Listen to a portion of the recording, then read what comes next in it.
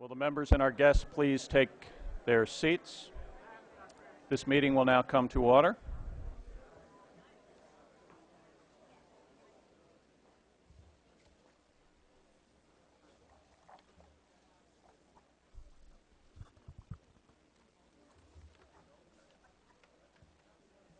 As all members have received a copy of the call for tonight's meeting, the reading of the call will be omitted. I'd like to call upon Cameron Bell, who participated in the American Legion's Boys State and Boys Nation this year, to lead us in the pledge tonight. Mr. Bell.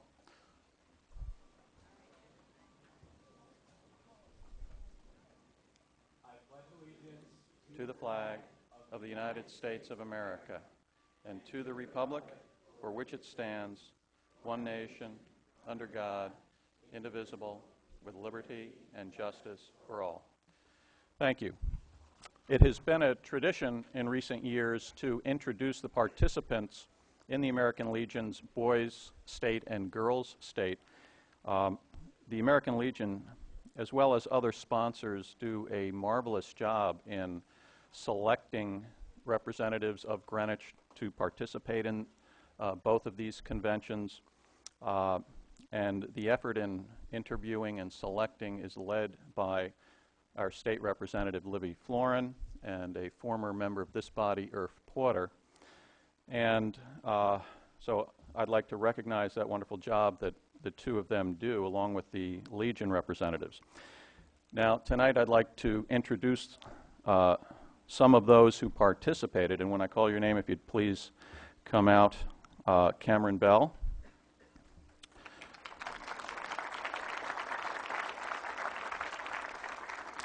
I'll just read all the names and we can applaud at the end. Sophie Abbasi, Kate Wilfert, Will Jeffrey, Emily Weissler, Tom Stroll, Ian Yarrett, and others who participated but could not make it tonight: Julia DeWall, Elizabeth Dickey, Leah Steckler, Josh Allen, Dan Shanks, and Michael Stillman. And the group that is sent up to Boys and Girls State has very high expectations of them. And I understand this year this group exceeded all expectations. It was just a marvelous performance, capped off by Cameron Bell, who I understand was selected to go to Boys Nation. And if you remember that picture of Bill Clinton shaking John Kennedy's hand, that was a Boys Nation event. So these gentlemen and young women did a marvelous job, and let's give them a nice round of applause.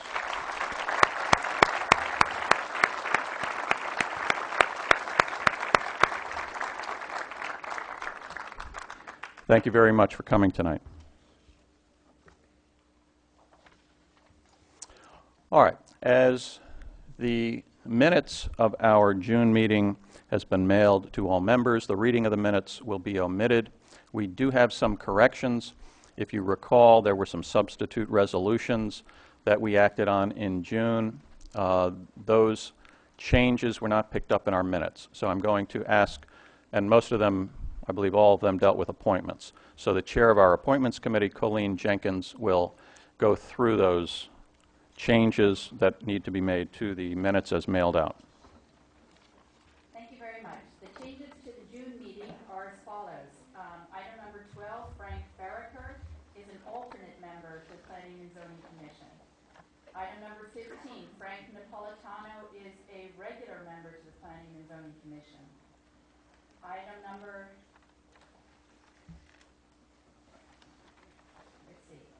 the item regarding Paul Marchese is that he is an alternate member to the Planning and Zoning Commission.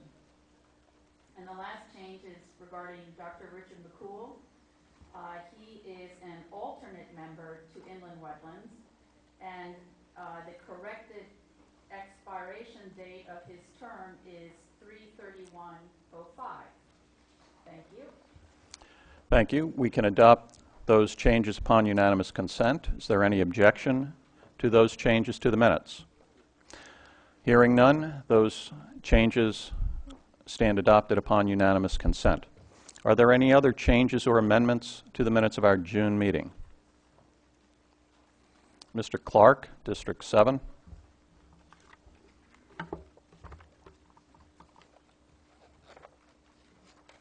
Moderator, I know they broke the mold when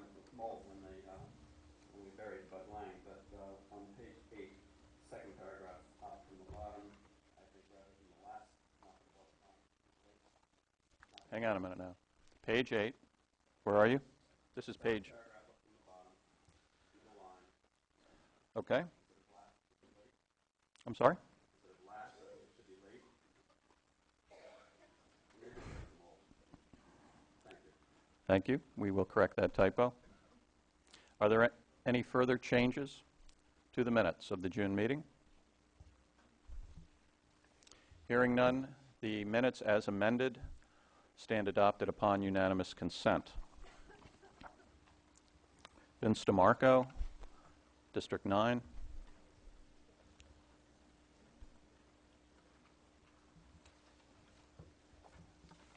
Thank you, Mr. Moderator.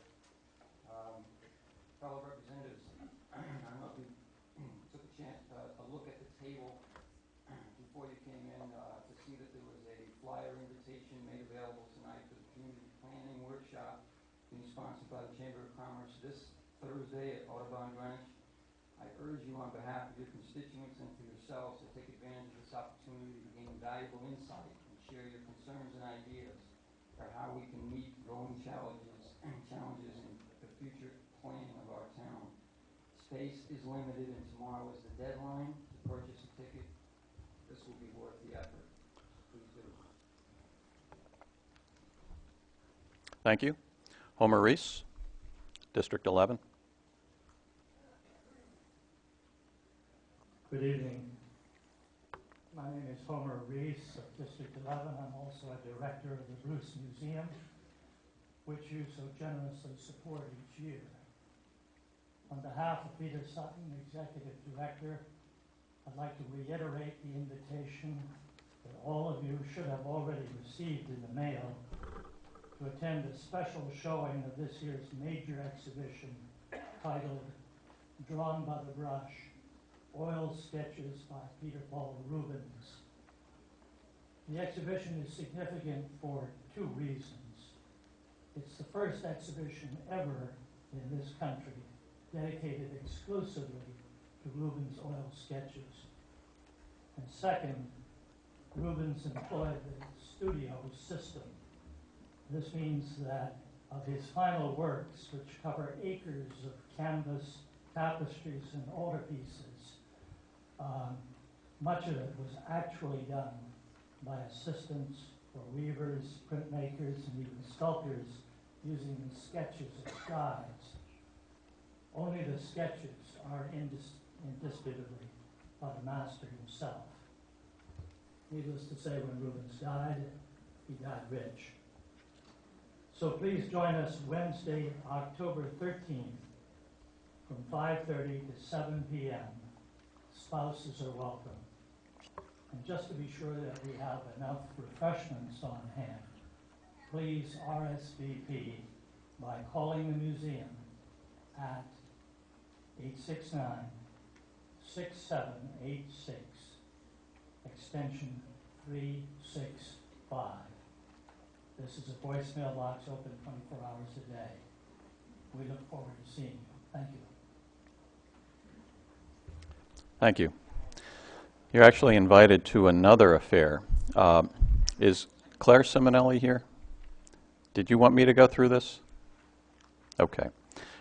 Some of you may know we're talking about organizing an RTM social event. The last one was held way back in 96 or 97, organized by Roger Laurie and others. And so it's been a long time, and I think when we've held these, we have enjoyed them.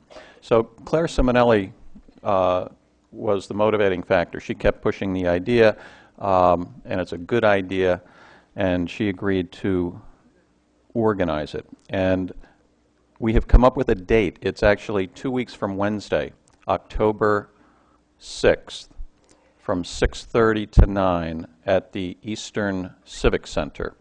It is, no? The Old Greenwich Civic Center. Okay. It's in the eastern part of town, though.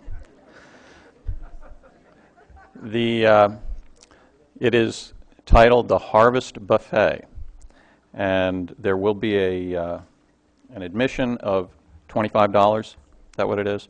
Now, Claire will be, so since that's going to take place before our next meeting, we need to know, we need to get a count.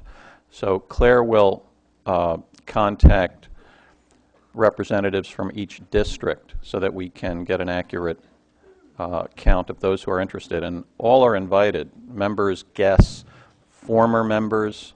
We'd love to see former members come out to this. So that'll be 2 weeks from this coming Wednesday, October 6th, 6:30 to 9 at the Old Greenwich Civic Center. Cost $25, and it promises to be a very enjoyable occasion. So please come out and let's get to know. This is a purely social event. We are not noticing this under Freedom of Information. There is an exception for social events, so let's not accuse the moderator of circumventing Freedom of Information. All right. Was there someone else who wanted to address? Oh, Mary Ferry, District 5.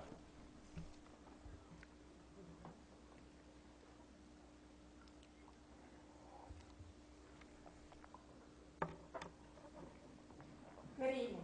I'm looking for a pack rat who's been on RTM longer than I have. The moderator asked me to help proofread the reprinting of our charter and code. In going through the town hall records, the October 1981 minutes are missing from the book. The call is in the book, but the minutes are not there. If anyone has those minutes at home, please let me know, or please let the town clerk know. Thank you. Well, that would be a copy of those minutes. We don't expect anyone to have the official minutes at home. We all get copies. So if you hold on to things like some of us, maybe you have that. By the way, if there is anyone not a member who's interested in coming to this social function, I forgot to mention, we'd need to count you. So please feel free to contact me. I know if you're watching on the television, we're supposed to have some graphics for contact information. Email or telephone for me would be fine, and I'm in the directory. Or watch it on replay and get the graphics. All right. Anyone else? Preliminary matters? Okay. That brings us to the call for tonight's meeting. I did send around over the weekend a notification of the items that I intended to place on the consent calendar pursuant to our rule. And some of the districts got notices, written notice of that as well. There are only 3 items. We have 12 items on our agenda. Item 3 has been withdrawn, so we will not act on that tonight. Of the remaining 11, I am designating, based on the recommendations received from all of our districts and committees that took up items, to place item number 1, which is, and just to review, the consent calendar is a calendar where we will hear no reports of our committees. So the only thing you will hear about these items are from me, unless someone objects to them being on here. So item number 1 is the appointment of Donald Kiefer to be a member of the Planning and Zoning Board of Appeals with a term to expire March 31, 2008. Second item on the consent calendar is item 7, which is the acceptance of a grant in the amount of $467,561 from the Connecticut Department of Homeland Security. And the third and last item is item 8, the appointment of Mary Kay Bausch to be a member of the Commission on Aging with a term to expire March 31, 2005. Now, our rules provide that we will those are now on the consent calendar. I will accept any objections to those items being placed on the consent calendar. Is there any such objection? Hearing none, Those items are now before us. We will not have committee reports, and we will not have debate on items 1, 7, and 8. Will the district chairs please mark your voting cards, consent items 1, 7, and 8, and proceed to poll your delegation. While we are voting, we will continue with the business of the meeting, and, oh, you know what? Mr. Wells, at this time, I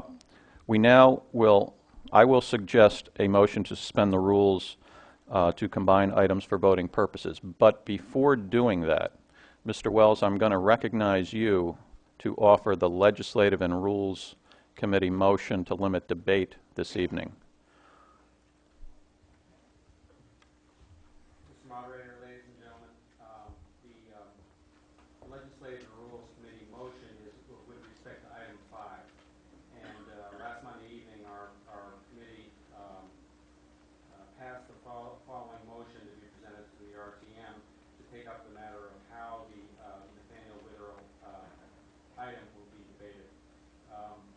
Legislative and Rules Committee moves that item 5 be taken up as the final item of the evening, that there be a debate wherein a proponent representing those persons in favor of maintaining Nathaniel Witherell as a town facility be given 10 minutes to speak. A second proponent representing those persons in favor of closing Nathaniel Witherell also be given 10 minutes to speak. And a proponent in favor of the sense of the meeting resolution also be given 10 minutes. Said proponents to be determined and selected by the moderator. The moderator shall permit each additional speaker to be limited to 3 minutes. The total time for debate shall not be greater than 90 minutes, and the moderator shall not consider any subsidiary motions concerning item 5 until after the debate is concluded. Our vote on this motion was 10-0-0 with districts 5 and 10 absent. Thank you. Because that is a motion offered on behalf of one of our committees, it does not require a second. So that motion to limit debate and structure our consideration of item 5 is now before us. The motion to limit debate is not debatable, it is not amendable, and it requires a 2/3 majority to pass. Mr. von Keyserling, please state your point of information.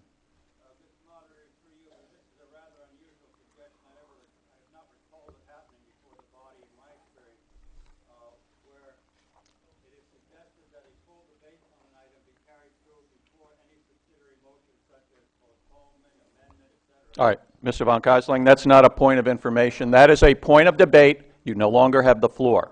Let me explain, excuse me, let me explain the genesis of this motion. Excuse me, you don't have the floor. Now, the motion, all right, Mr. von Keyserling, you are out of order now. Do not continue to speak. The chair had heard that there may be some effort to postpone item 5, the Nathaniel Witherell sense of the meeting resolution. And the chair was concerned that if we simply postponed item 5 tonight without taking the opportunity tonight to begin to engage in debate on this, we would be at the same point whenever we came back on a postponement as we are tonight, without any progress having been made. So the Legislative and Rules Committee picked up on that concern and decided to ensure that at least we began the debate. This proposed motion contemplates having up to 90 minutes of uninterrupted debate uninterrupted by motions such as a motion to postpone. At the conclusion of that time period, I would then accept any motions, including motions to postpone, motions to amend, and we would have debate on those in the normal course. But that is the genesis of this. It is now properly before us.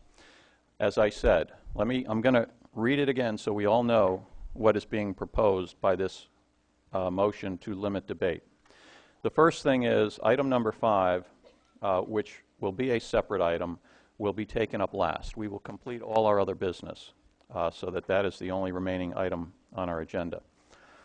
Then we will limit debate on item 5 so that all speakers will be limited to 3 minutes per motion as we discuss item 5, with the exception that 3 individuals will be allotted 10 minutes.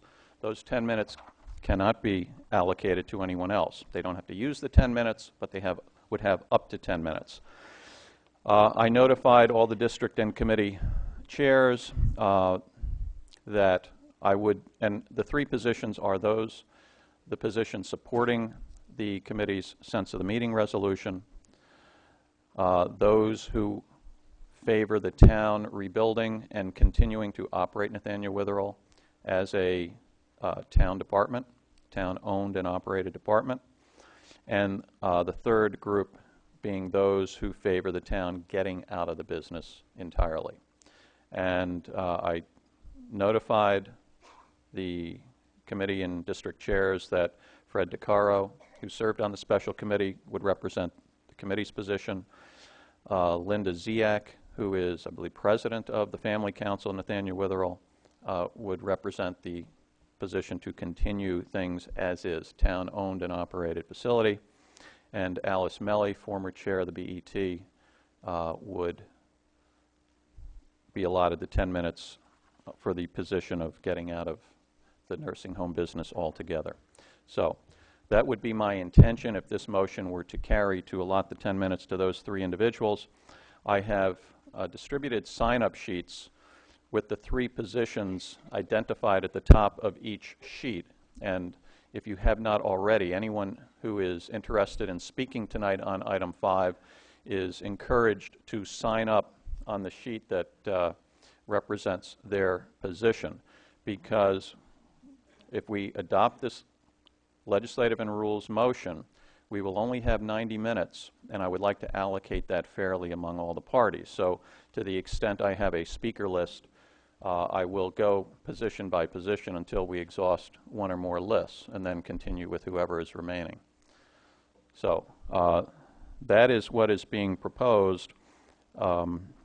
Again, no subsidiary motions during that first 90 minutes, and that covers it. Correct, Mr. Wells?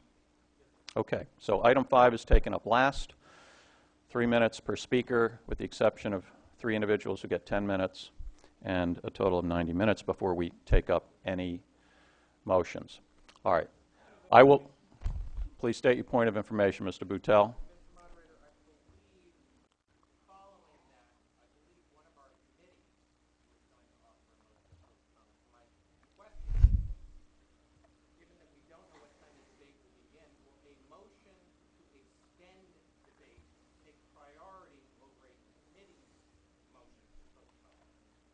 I'm sorry, by the way, this is a motion to suspend the rules for the purpose of limiting debate and doing the other things enumerated in the motion. So if we got to some point and we wanted to change what we had adopted, that would then be the existing rule. We could then act on another motion to suspend the rules and do something differently. So if you wanted to extend debate, is that what you were asking?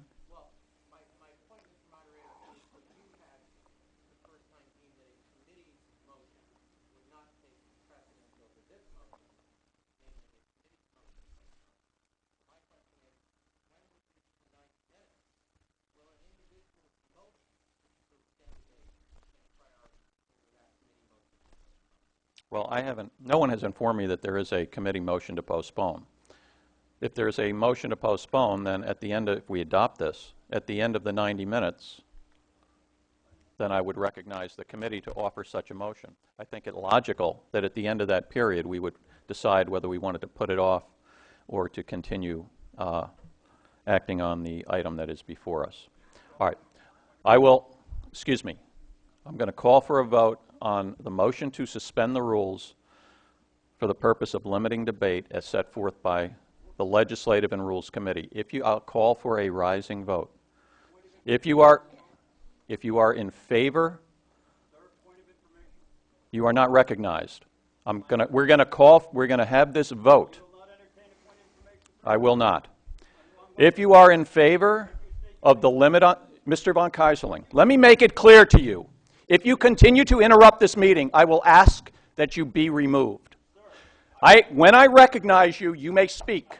If you speak over me, I will ask that you be removed. Now, if I haven't made myself clear, all right, I'm going to call for the vote on the motion to suspend the rules offered by our Legislative and Rules Committee.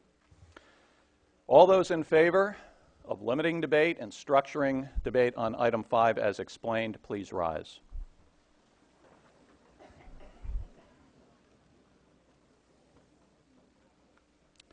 You may be seated. All those opposed, please rise. That motion has carried. All right, so that takes care of item 5. It puts it at the end of our agenda. Now, I believe I neglected to recognize Mr. Tessie. Did you want to introduce? Okay, Peter Tessie, Chair of the Board of Estimate and Taxation. Good evening, Mr. Moderator and ladies and gentlemen of the RTM. It is my pleasure on behalf of the Board of Estimate and Taxation to introduce you to our new town controller, Mr. Peter Menarche. Peter, please stand.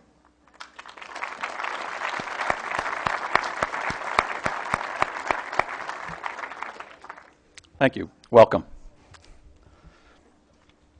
All right. It is at this time of the meeting that the moderator suggests a motion to suspend the rules for the purpose of combining items for voting purposes. Based on the recommendations of our districts and committees, it was the consensus to combine items 4, 10, 11, and 12 for voting purposes. The motion to suspend the rules is not debatable, it is not amendable, and it requires a 2/3 majority to pass. Will a member please move such a motion? It has been moved and seconded to suspend the rules for the purpose of combining items 4, 10, 11, and 12 for voting purposes. That would leave items 2, 5, 6, and 9 to be taken up separately. All those in favor of the motion to suspend the rules, please signify by saying aye. Aye. Opposed? That motion has carried. Item number 4, the first of the combined items, is now before us. May we have the resolution? Let's see. All right, item 4 is a resolution that was postponed from our June meeting. So that is now currently before us. May we have the committee reports on item 4, beginning with the report of our Legislative and Rules Committee. Doug Wells, the chair. Mr. Moderator, ladies and gentlemen, our committee took up item 4 last Monday evening. Hearing before our committee was Christopher Holbrook of the Historic District Committee. This organization has been designated the agency to administer the property pursuant to the statutes laid out in the resolution. This is a resolution that was begun by a petition by a homeowner by the name of Sandra Hillman, who owns the property on Connell Road. That this resolution is designed to designate as an historic property. Mr. Holbrook explained to our committee the historical significance of this property and urged that we approve the resolution. Our committee had taken this matter up in June and had unanimously approved the resolution at that time, but the RTM had voted to postpone this matter until this month because of a defect in the way that the resolution had been submitted to the RTM. While our committees who took up the matter had the correct information, which included the statutes that are now before you in the call, the general body of the RTM did not have that information. Our vote, again, on this matter was unanimous, 9 in favor, none opposed, with District 2 abstaining. I was the abstainer. I represented the budding landowner in a dispute with his home regarding this property, and therefore felt it inappropriate to vote on this issue.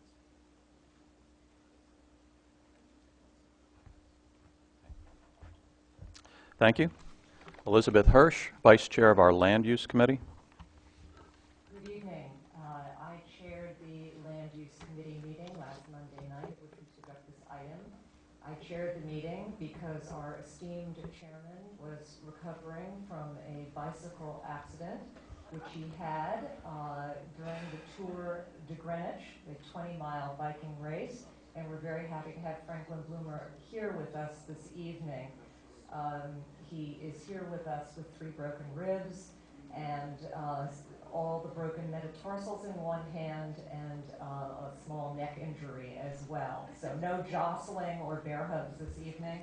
A race, by the way, which Franklin has won in the past. So we're happy to have you here. And no, he did not sustain these injuries holding on to his position on Nathaniel Witherell.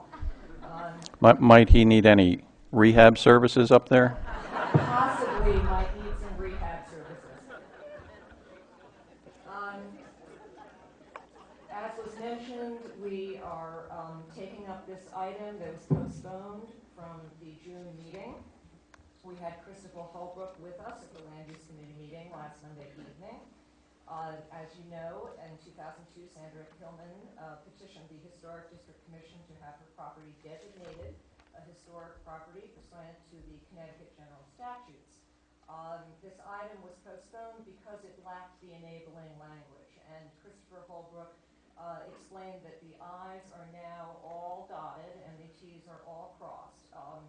And a copy of the ordinance was supplied with the explanatory comments. Our committee members reiterated that this is an excellent step that Sandra Hillman has taken, and that amidst the tear-downs, it would be great if additional properties were preserved in this way. We voted 12-0-0 in favor of this item. Thank you. Thank you. Discussion on item 4. Mary Ferry, District 5.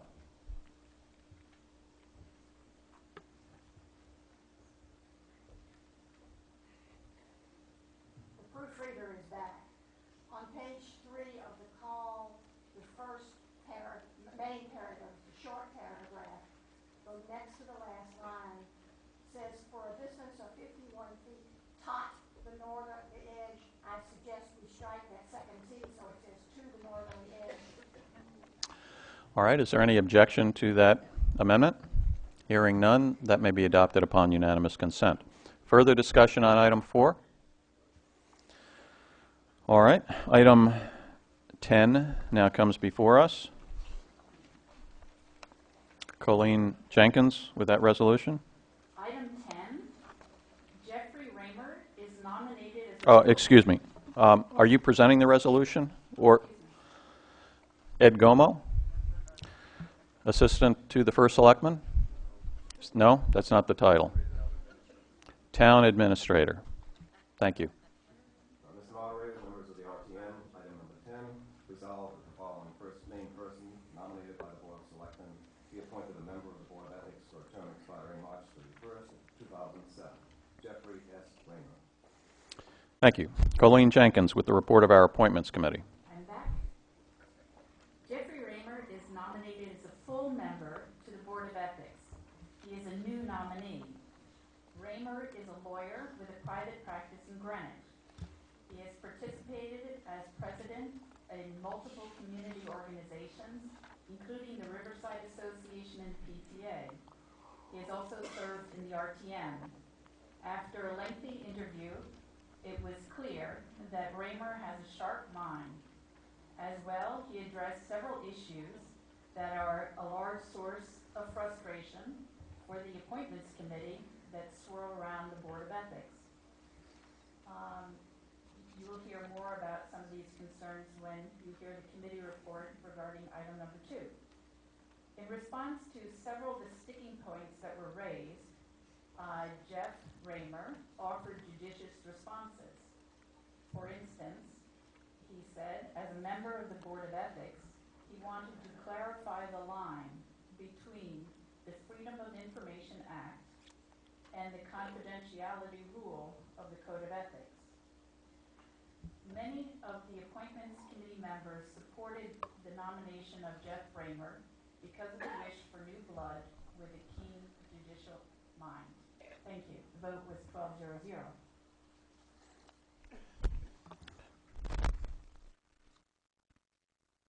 Thank you. Mr. Canavero, with the report of our Town Services Committee. RTM members. Jeffrey Raymer was president as the new appointed, supportive, and participated Stating his background and his thoughts on the code, our committee felt Mr. Raymer would be an asset to this board. His insight to the code and his feelings for how the code operates was very beneficial. Our committee voted 11-0-0 with District 9 absent. Thank you. Discussion on item 10. Item 11 now comes before us. Once again, Mr. Gomo, Town Administrator.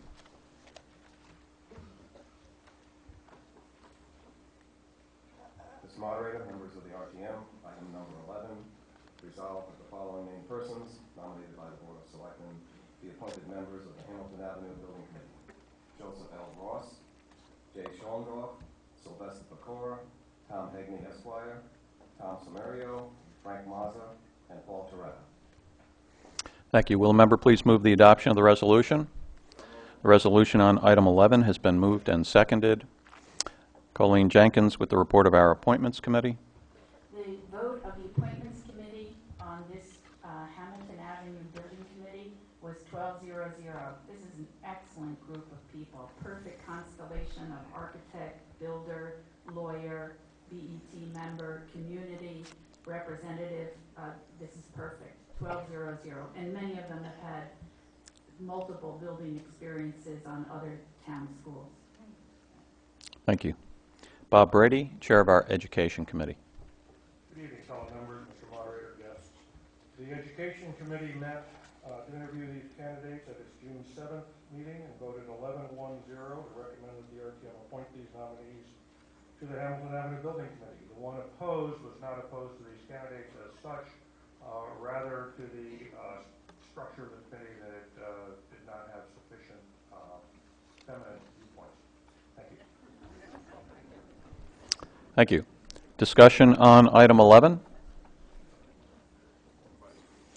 All right. Before getting to the last combined item, I may have neglected to ask for a member to move item 10. All right. Item 10 has been moved and seconded. Item 12 now comes before us. Mr. Gomo.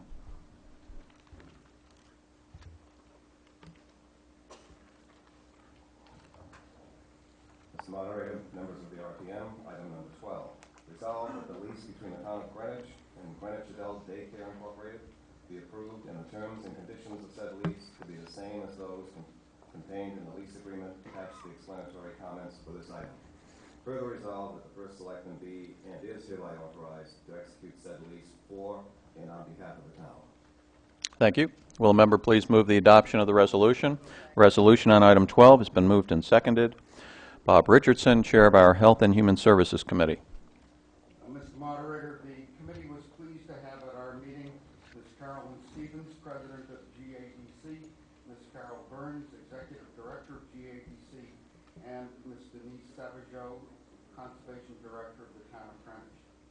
Ms. Burns, assisted by Ms. Stevens, presented an architectural drawing showing the front elevation of the pump house and a site plan for the property. And she also briefed members of the committee about the project. The pump house, which was built in 1927 and was formerly part of the Coscock Power Plant facilities, was ceded to the town by an act of the legislature in 1989. Since then, the pump house has been unused and it has fallen into disrepair. GADC is a not-for-profit corporation which began operations in 1977 at Nathaniel Witherell. Its function is to provide services to seniors who are living at home but are too frail to participate on their own in community activities. GADC operates 6 days a week with a staff of 20 people, and it serves a client list of about 85, approximately 50 of whom come weekdays and 25 on Saturdays. GADC is moving from the Witherell campus because it needs about 8,200 square feet and did not find suitable space in the new Nathaniel Witherell building. They plan to make a number of improvements in the pump house, including installing a new roof, creating a second floor within the existing overall height of the building, raising the windows, installing exterior fencing, and creating pedestrian access to the town's fish ladder. They will also remove and remediate 2 fuel tanks, as well as asbestos and lead paint for the utilities. Under the lease, these improvements will become town property, and the lease will have 10-year term, renewable for 2 additional 10-year terms, all at a nominal rent of $1 per year. The preliminary cost of the project to GADC is expected to be about $2.5 million. $500,000 will be obtained from the CDBG grant this year, and perhaps there will be another one next year. In addition, the State Bond Commission, at the initiative of Senator Bill Nickerson, has approved a $500,000 grant to GADC for the project. The balance of needed funds for the project will be raised by GADC in charitable contributions. The project, in the judgment of the Health and Human Services Committee, represents a worthwhile use of the pump house, and the lease appears to protect the town's interests as well. Our vote was 12 in favor, none opposed. Thank you. Elizabeth Hirsch with the report of our Land Use Committee. Carol Burns, Executive Director of the Adult Daycare Center, joined us to discuss this item. She told us that in many cases, this program allows senior citizens with certain disabilities to remain in a home environment much longer than they would otherwise be able to. The program supplies much needed rest to the caregivers by allowing these seniors to participate in a day program. And it provides nursing care, a meal, snack, personal care, grooming, and help taking medication, as well as social opportunities, clubs, crafts, forums, and other activities. She told us that GADC, currently located, as you know, at Nathaniel Witherell, has been looking for space since the current space has become too small as demand is growing. And we all know that the 65 and up population is currently 16% in Greenwich and is growing faster than elsewhere in Connecticut, as well as faster than elsewhere in the country. The pump station building is perfect for their needs. Location is good, the water view is majestic, and there is an ability to make 2 floors without changing the footprint of the building. The renovation will cost between $2.5 and $3 million and would be paid for by private capital campaign funds. The plan for the renovation have already received the necessary approvals, according to Ms. Burns. We received the lease language and did not find anything that concerned us. The lease is for $1 a year, as you know, but we thought the lease was a very good opportunity, and our committee voted 12-0-0. The member of our committee who jumped off the pump house into the water as a child will remain unnamed, but apparently it was used for that purpose many years ago until the barbed wire was put up, which I think might be the right reason the barbed wire was put up there. But it will have a beautiful new glass top, which the Architectural Review Committee has already seen and supports very much. So that will no longer be a possibility anyway. Thank you. Thank you. And with the report of our Legislative and Rules Committee, Doug Wells, its chair. Mr. Moderator, ladies and gentlemen, our committee took up this matter last Monday evening. Appearing for the Law Department was Assistant Town Attorney Amina Ahmad. Also speaking on behalf of the resolution was Bill Smith from GADC and Denise Savage of the Conservation Commission. Most of the background has been covered with respect to this item. We took up the specific provisions of the lease with the Assistant Town Attorney. This property came to us by way of, in 1989, by way of a gift from the state. At the same time, we received the Trojan Horse, otherwise known as the Costco Power Plant. This lease is a standard town lease with 2 exceptions. In paragraph 5, while GADC is going to take on the cost of an environmental assessment of the premises, they do have the option of terminating the lease if those hazardous waste removal or remediation proves to be too costly, so they can walk away from this lease at the outset. Also, in paragraph 6, because of the willingness of GADC to do quite extensive renovations and intensive renovations to this pump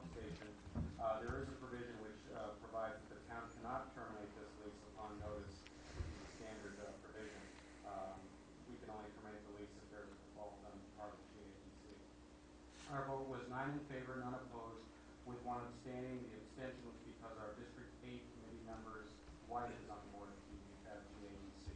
Districts 5 and 10 were absent. Thank you. Discussion on item 12. All right, that brings us to the end of the combined items. Will the district chairs please mark your voting cards? Combined items 4, 10, 11, and 12, and proceed to poll your delegation. Now, I have the results of the vote on the consent calendar items. Those were items 1, 7, and 8.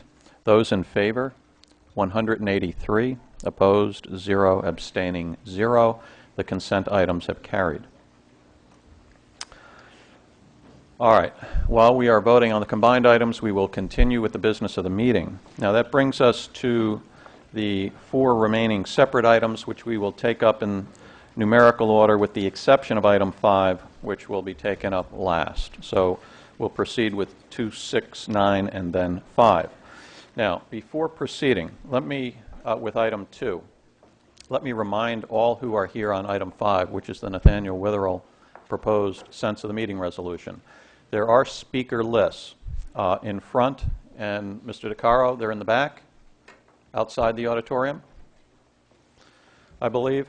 And there are sheets for each of what are considered the 3 main positions: supporting the sense of the meeting resolution, supporting a town-owned and operated Nathaniel Witherell, and supporting the town getting out of the business. So please, if you are interested, sign up. I will call for those sheets to be brought up when we reach item 5. We'll leave those out for now. Another word on the rules governing debate in the RTM. We apply Robert's Rules of Procedure to those areas of our rules not specifically covered by RTM rules. And I'll summarize what is required when a speaker comes up to address us. Number 1, we insist, since the meeting is so large, we insist on formalities. So all comments that are made are to be addressed to the moderator. There should be no direct communications from a speaker addressing any individual. The comments all go through the chair. The key for all speakers is civility and respect for all other speakers and all involved in our process. Now, we'll see if it had any effect. You may have heard some music playing as you walked in. That was actually John Gorka's tune called Good Noise. And if you didn't catch the lyrics, let me just read a couple lines here. Oh, it seems that so much trouble is simply caused by the angry word. Although silence can be a virtue, I say it's a good noise that's preferred. So that's our theme for this evening, a good noise. We can disagree without being disagreeable. And so that no one is surprised, if I assign the floor, I control the floor. If I think someone has made a personal attack on another, I will remove the floor from the speaker, and the speaker will not be entitled to continue. So let's just keep that in mind, and I think we'll proceed nicely. Just general rules as well when we get further into the meeting. If we have a lot of speakers, it is often advisable for speakers not to repeat points that have been made previously. There's nothing wrong with saying I adopt the statements made previously and just indicating your support in summary without repeating in detail what we may have already heard. So with those reminders, item 2 now comes before us. I'm sorry, item 2 was postponed from our June meeting, so that is currently before us. Does not need to be moved and seconded. We will now hear the reports of the committees that considered item 2. We'll begin with our Appointments Committee. This is the Victor Couder matter. It was postponed, so it is now currently before us. Colleen Jenkins with the report of our Appointments Committee. Mr. Couder, a nominee to the Board of Ethics, appeared before the Appointments Committee on Tuesday, September 7th. Mr. Couder was told he did not have to appear before our committee again, since he had been interviewed and voted upon last spring, and the RTM had simply postponed its vote until this September meeting. Our vote prior to the June meeting was 6-3-3. However, he was advised that if he wished to address the criticisms that had been aired at the June RTM meeting, the Appointments Committee felt it also had the right to ask additional questions of him, to rediscuss his nomination, and if wished, to take a new vote. Mr. Couder agreed. Mr. Couder opened the interview by reading a statement in which he reviewed the purpose and activities of the Board of Ethics. He said the present Code of Ethics dates back to 1965, and the Board of Ethics was created to encourage participation by the public in town government by providing a forum for ethical advice. Over its life, the Board of Ethics has dealt with little or no complaint, issued about 60 advisory opinions, and dealt with about only 20 violations. That's since 1965. However, it has heard over several hundred preliminary requests for advisory opinions, and in these cases, it has, through informal discussion, helped applicants determine either that they didn't have a problem or they did have a problem which they could steer clear of it by not becoming involved. All advisory opinions are confidential. Although in recent years the Board of Ethics has made it possible for the recipient of this confidential opinion to disclose the opinion to the public, if he or she wished. All of the actions taken by the Board of Ethics are subject to full disclosure. Those are all the actions except for these confidential opinions. All members of the RTM are supposed to receive an annual conflict of interest questionnaire and file it with the Board of Ethics. A similar program of familiarization with the Code of Ethics and disclosure is now being instituted with all of the thousands of town employees. Mr. Couder then turned to the requirements of the Freedom of Information Act. He said all regular meetings are posted with the town, and that minutes of meetings, filings, and annual reports dating back to 1997 are on file either in the town clerk's office or the first selectman's office. He conceded that some unscheduled meetings may not have been posted and that not all filings at Town Hall had been made in a timely manner in accordance with the Freedom of Information Act.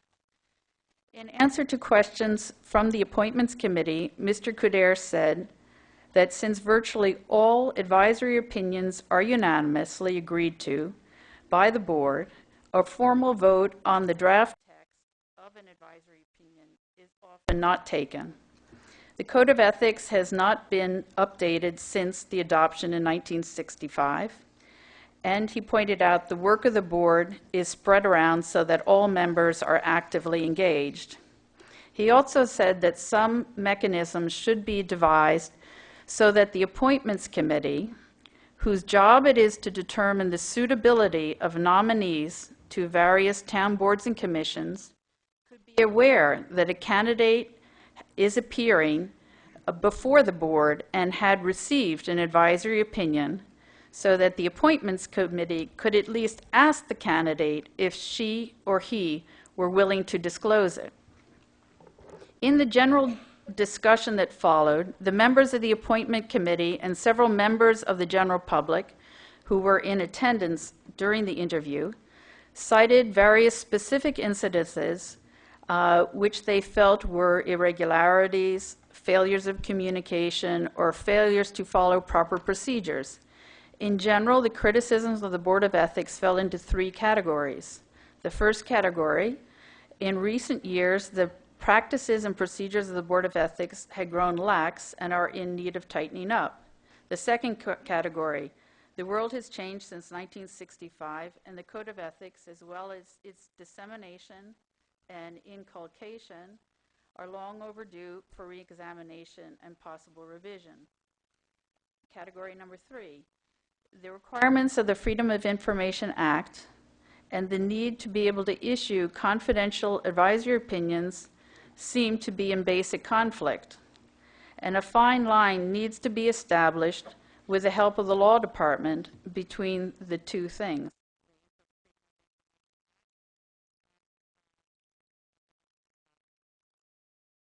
It was generally felt by the appointments committee that these three problems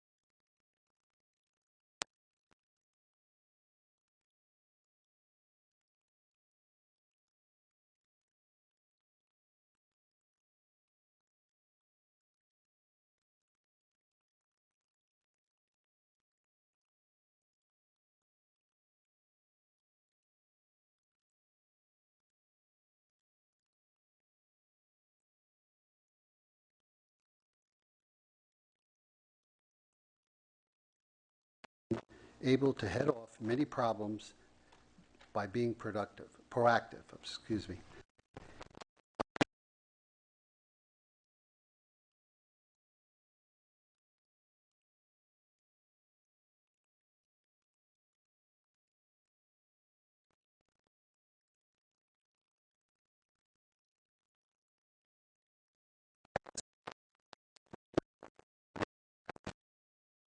Burn to the code. Felt the information Mr. Aurelio was providing was not the fault of the Ethics Committee, but it was the code that could be the problem. When asked, Mr. Aurelio could not disagree. He went on to say he thought Mr. Coderre's length of community service was outstanding. Mr. Curtis spoke about Mr. Coderre's ability to get to the point of each case and his fairness in each case.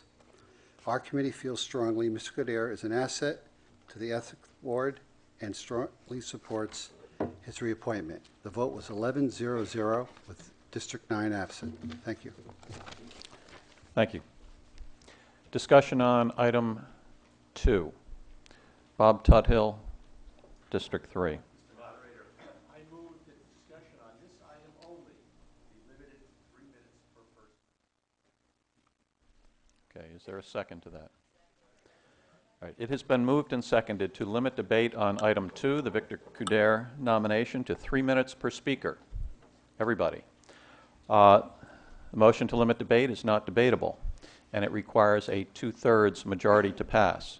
Now, I will call, this being one, there may be several procedural motions as the evening progresses that I will call for a voice vote on. Now, I notice because of our camera equipment in the back and the number of people interested in being here tonight, we don't have seats in the back for everyone.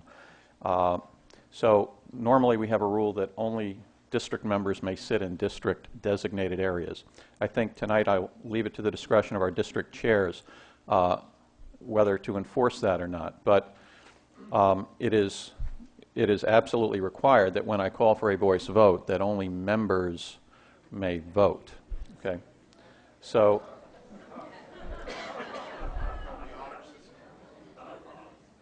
all right, so we are now voting on Mr. Tuthill's motion to limit debate to 3 minutes per speaker on item 2. Item 5 has a separate limit. So if you are in favor of that limit, you should vote aye when I call for the voice vote. If you are opposed, you vote no. All those in favor of a limit of 3 minutes per speaker on item 2, please signify by saying aye. Aye. Opposed? That motion has carried. So we will now begin debate on item 2. Mr. Couder.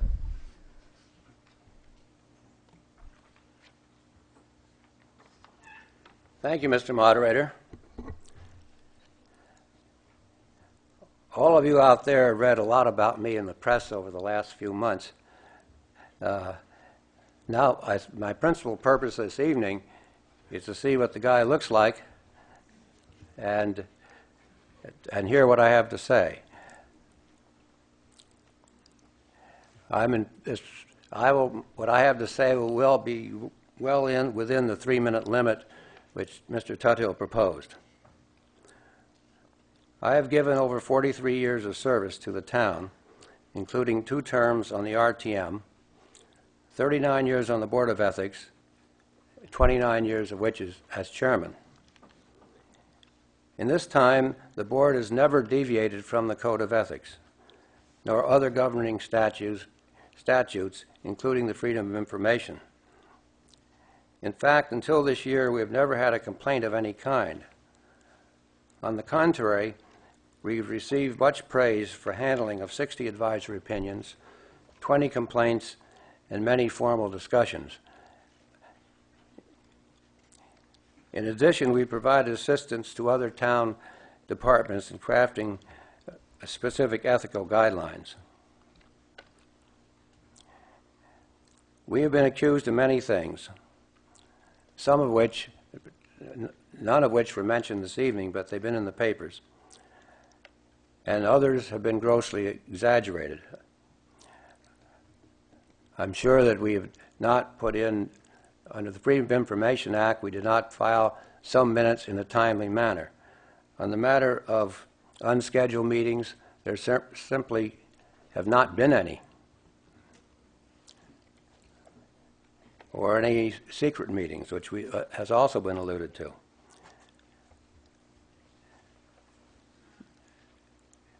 I think Colleen Jenkins and Mr. Canavero did quite a good job of telling what went on at their respective meetings. I think they covered it very nicely. I couldn't have written it better myself. I didn't give them the text. Question of a new code of ethics. Our feeling is you have to go slow. We have talked to the RTM over the years on 2 occasions, which I can require to various members, about getting a new code. We said make some suggestions, and we just 30 seconds. We haven't heard any. By the way, if you vote for me, you will be giving a vote of confidence and thanks to 18 other citizens who have served with me on the board over the years. A warm thank you from them as well as from me.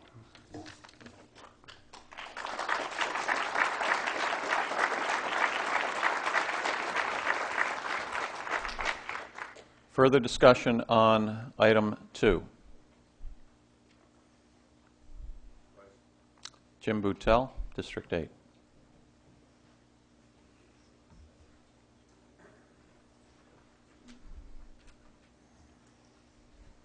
Reminding all speakers that we have a 3-minute limit.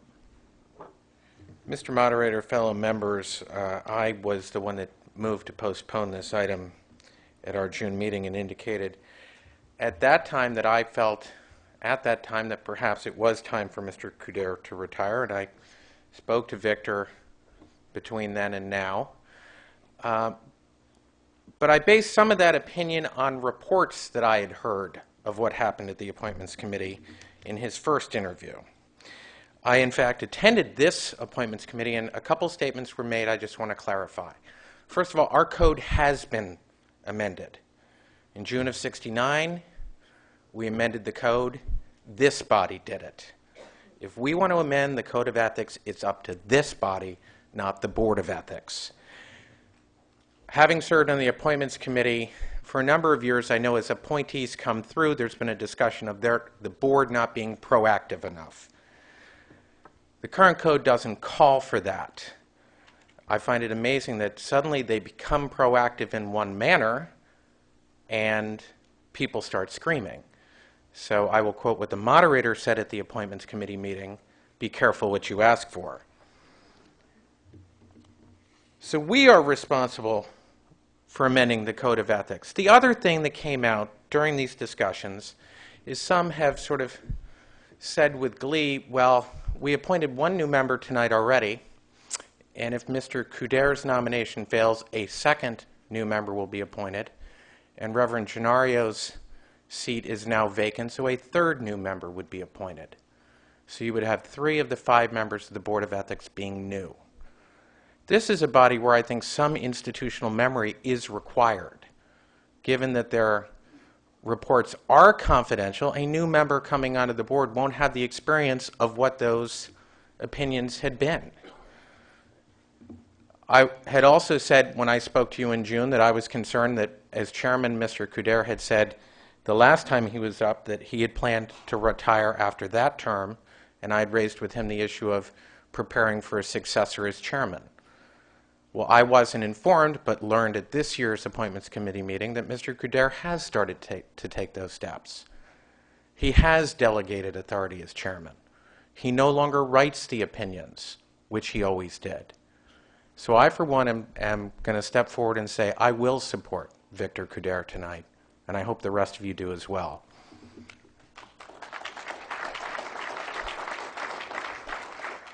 Yes, in the back. Moderator, I have a question. The question is, this room seems to be surrounded by police officers.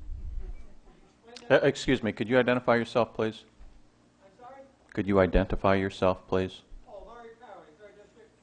So you're raising a point of what? The point is just a question of what is the presence of the police officers for? Sir, Is that intimidating? Police officers? I hope not. Further discussion on item 2. Paula Corrado, who I don't think is in District 6, but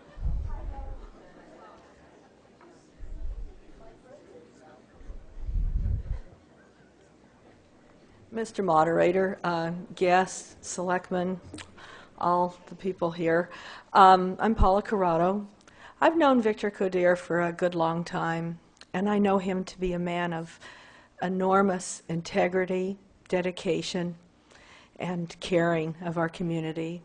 If he says something is so, you can believe him. I know you can. Please, please vote yes on Victor and give him another chance to continue serving us and doing what is best for Greenwich. Thank you.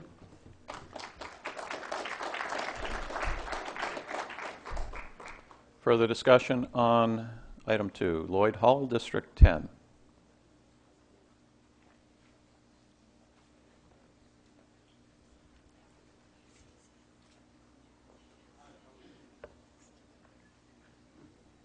Good evening, ladies and gentlemen of the RTM. As a member of this body for almost 30 years and as a resident of this town for almost 50 years, I've always had great pride in the ability of all the citizenry in this town, of the great abilities and capabilities and the willingness to serve without compensation, just to serve. And that's why we have a darn good government. Whether you compare it elsewhere, it's a darn good government. I've known Victor for a long, long time. Most of that period of time. He and his wife and his children, he's lived an exemplary life. He's a good churchman. He's raised a fine family. He's well educated, successful in business, and devoted all his time to ethics. And it's run very well. I don't think it's very proper to hurt a person like this because it sets an example to the rest of us. You won't get very many people to serve in town if they think going to be subject to character assassination, especially when they are good people, they are volunteers, they're doing it pro bono publico, I say, support this man, put him back into office. Thank you very much.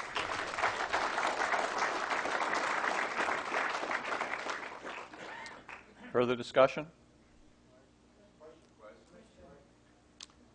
Mr. von Kaiserling, District 8. For you, Mr. Moderator, the town's attorney, I'd like to ask the question, is the Board of Ethics in compliance with the Freedom of Information Act?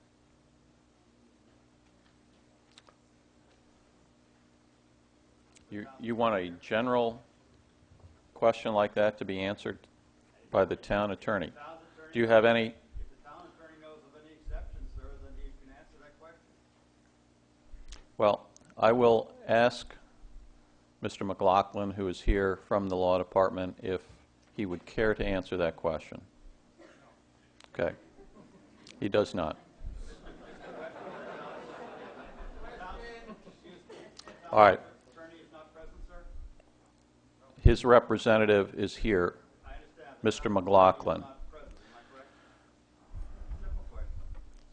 He is not present.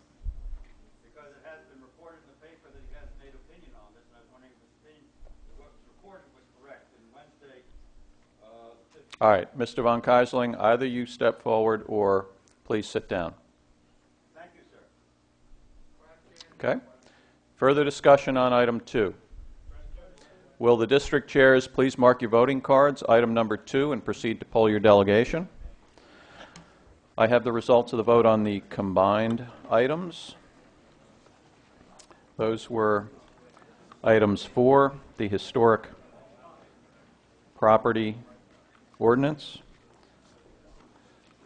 Item 10, the appointment of Mr. Raymer to the Board of Ethics. Item 11, the appointment of a Hamilton Avenue Building Committee. And item 12, approval of a lease between the town and the Greenwich Adult Daycare. Those in favor, 191. Opposed, 0. Abstaining, 1. Those items have carried. While we are voting on item 2, we will continue.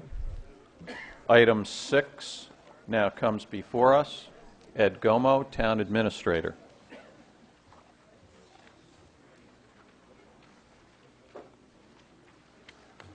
Mr. Moderator, members of the RTM, item number 6 is as it is listed on tonight's call. Will a member please move the adoption of the resolution? The resolution on item 6 has been moved and seconded. Josh Brown with the report of our Finance Committee.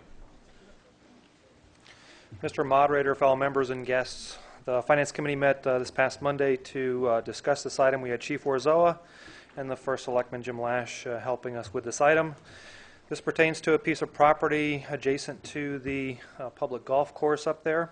The intention is to eventually put a structure on that that would house a fire department station and a EMS ambulance facility where it can garage its ambulance and quarters for the respective crews. We understand that there is currently an MI in place that allows for that land and the existing structure to be used for and by the EMS for their ambulance and for their crews for that ambulance. We did get into the discussion of what does the future have before us, i.e. the building of a new station, the equipping of that station or filling out of that station, and certainly the ongoing operations of those stations and the people that would be required to that. This item is identifying basically a 10-year payment program with a lump sum being in the first year and the balance of the item stretched out as articulated in the explanatory comments. We also had a presentation, brief presentation from Doug Perkins, who's a member of the Northwest Neighborhood Association, who effectively said overwhelmingly there's unanimous support in that area. This is one of the worst served areas from a fire response time. It is an area that has been on the list of concerns of the fire department, police department, and EMS to increase and improve the response times in that area. And this is certainly helping us further that direction. We understand that this item, the language talks about notes and items of bonding. What's been described to us is that those are the vehicle in order to pay the settler or the seller of the property, not necessarily raising of funds. And with that, we had unanimous consent on this with 10 districts present and voting. 2 and 9 were absent. 10-0-0 was the vote. Thank you. Thank you. Elizabeth Hirsch with the report of our Land Use Committee. Thank you. The King Street corridor has long been an area of concern for fire response and GEMS coverage, and a general desire to purchase land for future construction of a fire facility has existed for some time. The renovation of Avco for Tudor Investments, as well as the large office development there, Brunswick School, Convent of the Sacred Heart, 2 nursing homes, new residential construction, and a recently approved Harvest Time daycare facility add to the importance of good coverage. ISO rated certain parts of this area 8 or 9 out of 10, where 10 represents the weakest response. Dan Warzoa and Eric Brower met with our committee on Monday evening, and we went over this proposal. The property at 1327 King Street recently became available and represents an excellent fit and location adjacent to the golf course. The cost of the land is $1,275,000. The terms of the purchase are a down payment of $300,000 with the balance paid over a 10-year period. The owner has agreed to take back a note which will be paid at 4.25%. The annual payments will be from the CIP, or Capital Improvement Fund. The property will be used as a public safety facility with both fire and emergency medical services personnel and vehicles. The existing house on the property will be used by GEMS, which will move their Med 3 unit there at night, which is particularly convenient during the renovation of the art barn. Long-term plans will be developed over the next 3 years and will compete with other town needs for funding. The property was appraised at $1,175,000. Dan Warzoa and Eric Brower, chair of the town's Land Acquisition Committee, felt that considering the excellent location for our purposes, that the price was a good one. The purchase has already been approved by the Selectman's Office and unanimously by the BET. Planning and Zoning has approved the MI for acquisition of this property. Ms. McKenneman, the chair of the Northwest Greenwich Association, provided us with 75 petitions in favor of this acquisition and reminded us that her association has been lobbying for a firehouse there for quite some time. The ISO report has made it difficult for some residents to get good fire insurance, and she told us that some homeowners have resorted to building a swimming pool and connecting a hose that can be used to fight a fire on their property. Both Dan Warzoa and Eric Brower are quite supportive of this purchase, and our committee voted 12-0-0 in favor of this item. Thank you. Thank you. Doug Wells with the report of the Legislative and Rules Committee. Mr. Moderator, ladies and gentlemen, our committee took this item up last Monday evening. 10 districts were present, districts 5 and 10 were absent. Assistant Town Attorney Ahmad reviewed the purchase and sale agreement with our committee. It is a standard agreement except for the provision whereby the seller will receive, is taking back a note and mortgage and will receive his mortgage payments in a tax-advantaged way, inasmuch as the town is intending to bond for the amount of the loan. Our committee vote was 10-0-0 with districts 5 and 10 absent. Thank you. Discussion on item 6. Will the district chairs please mark your voting cards, item number 6, and proceed to poll your delegation. While we are voting, we will continue with the next separate item, which is item number 9. Ed Gomo, Town Administrator.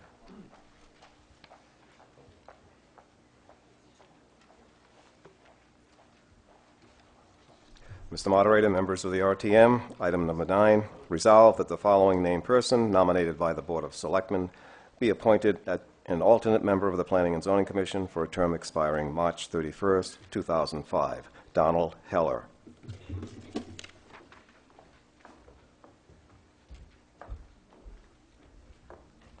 Thank you. Will a member please move the adoption of the resolution? The resolution on item 9 has been moved and seconded. May we have the reports? Elizabeth Hirsch with the Land Use Committee report. Gosh, I'm up here a lot this evening. We met with Donald Heller on Monday evening. He has been a member of the RTM for many years. He was involved in the early restorations, creating Historic Restorations Incorporated in New Orleans. He is the former president of the real estate management company, and before that he was president and general manager of the health and beauty products division at Pond's. He has been active in commercial real estate outside of Greenwich. Most of our questions for Mr. Heller concentrated on his knowledge of planning and zoning issues, whether he had attended meetings of the commission so that he knew what would be expected of him, what kind of hours would be involved, etc., whether he had studied the building regulations, and what his views were on the planning versus zoning process. He explained that he had been unable to attend a commission meeting as of yet because he had been nominated during the summer and there had not been a commission meeting in that period of time, but that he has read the Plan of Conservation and Development and the Open Space Plan. He had not gotten to the regulations yet. He also was unprepared to speak to the question of FAR, what the regulations were regarding FAR in Greenwich or which zones had FAR, but he did comment on what other tools might be used to manage development in Greenwich. Most people on the committee felt that Donald Heller, who is clearly quite educated and intelligent man, could come up to speed over the course of this time as an alternate and absorb the information needed to perform as an effective commissioner in the future. Our committee voted 10-0-2 in favor of this nomination. District 5 abstained because she felt that the delegate lacked necessary understanding of the job that was expected of him, and District 9 abstained because he was out of the room for part of the discussion. Thank you. Thank you. And thank you for filling in for Mr. Bloomer. Mr. Bloomer, I didn't mean to be flip before. We are delighted that you made it here tonight, and we wish you the best on your recovery. Thank you.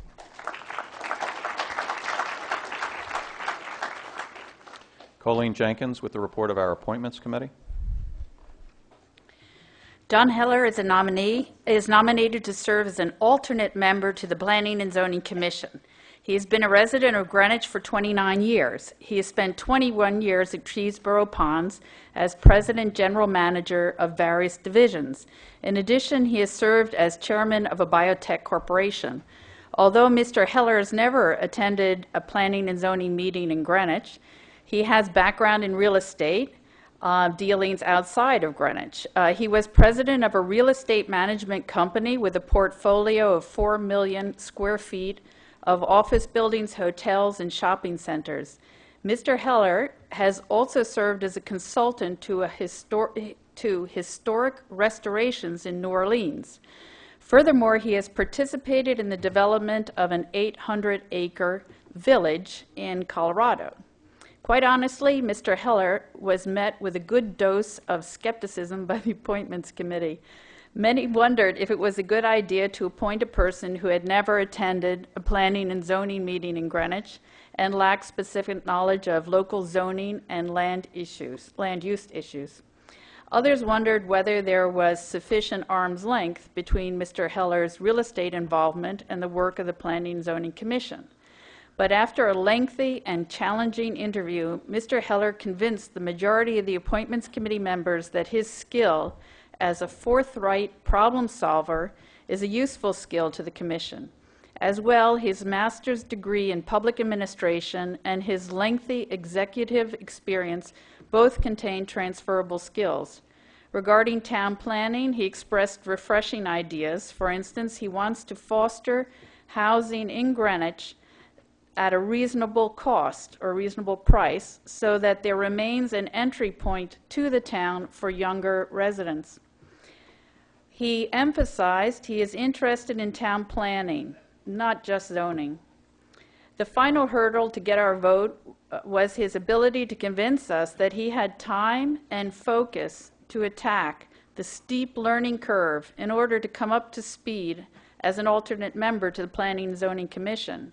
He said, Once up to speed, God willing, he is in for the long haul and he commits to a lengthy period of service. Our vote was 10-0-2. Thank you. Discussion on item 9. Will the district chairs please mark your voting cards, item number 9, and proceed to poll your delegation. I have the results of the vote on item 2, which is the appointment of Victor Couder to the Board of Ethics. Those in favor, 134, opposed 49, abstaining 7. That item has carried.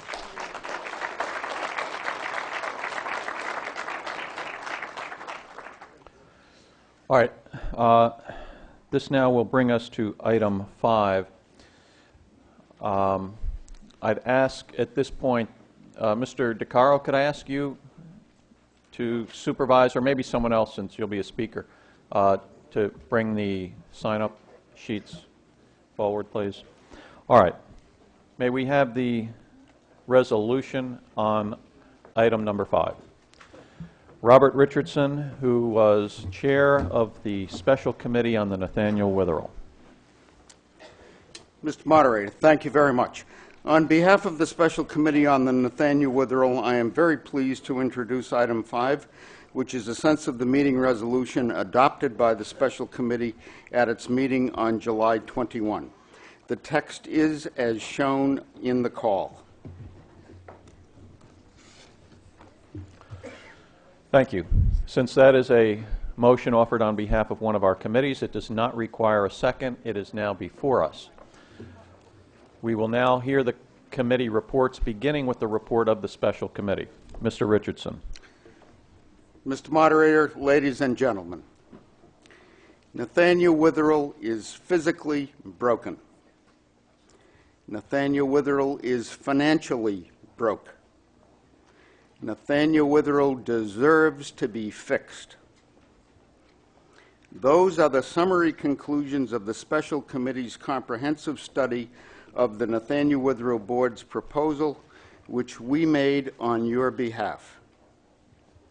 We endorse the Board's plan to build a new building for safety and for economic reasons. Doing nothing is not an option. Renovation will be more expensive than building new.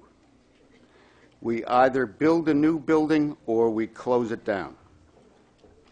We also endorse the Board's plan to restore a patient mix more balanced between Medicaid patients on the one hand and self-pay and Medicare patients on the other, while preserving the town charter's preference for Greenwich residents. In simplest terms, restoring an equitable balance in patient mix is necessary for solvency and survival. The financial aspects of the Board's proposal did not include projections. It was assumed that the town would make an equity contribution of $9 million, that the project would be self-sustaining, and that the $36 million debt would be self-liquidating.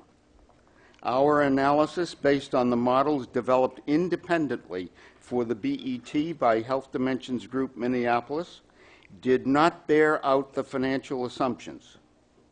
Rather, they showed that Nathaniel Witherell, operating as a town department, would not on its own be able to repay the debt. We felt obliged on your behalf to do the obvious and to try to find a way to rebuild the building without breaking the town budget or the 10-year capital improvement plan, which do not make provisions for this project. We looked at the question of governance, and we found that continuing to operate this complex federally and state-regulated facility as a town department makes little, if any, sense. We would not be discussing this item tonight if, over the years, the town had appropriated adequate funds to maintain the buildings, and if other steps to keep Witherell competitive in its industry had been addressed rather than business as usual. No, strike that, rather than government as usual. Thus, spinning off Witherell as a nonprofit and empowering it to compete makes compelling sense to us. The committee recognizes that change can be unsettling, particularly for the residents of Nathaniel Witherell and its faithful employees. We want to assure the residents that nothing in either the board's proposal as we understand it or the committee's own recommendations will result in their being evicted from Nathaniel Witherell or in their quality of life declining. And to the staff, we also want to state again that the committee has made no recommendations for changes in the staff. The board's proposal does include a description of savings to come from needing less staff in the new building, but we do not necessarily agree with the specifics and feel that the matter warrants more careful study by the board. Moreover, there is approximately a 5-year transition period during which normal retirements and attrition can be factored into cooperative discussions with the employees' representatives, hopefully with favorable results to all. Mr. Moderator, I would like to take this opportunity to thank all who have helped or facilitated the committee's work, and to express our appreciation to all who have been friendly and cordial to us, even when you disagreed with us. We thank you, and we now ask you and the RTM for your support in fixing Nathaniel Witherell and in charting a new direction for this venerable Greenwich institution. Thank you.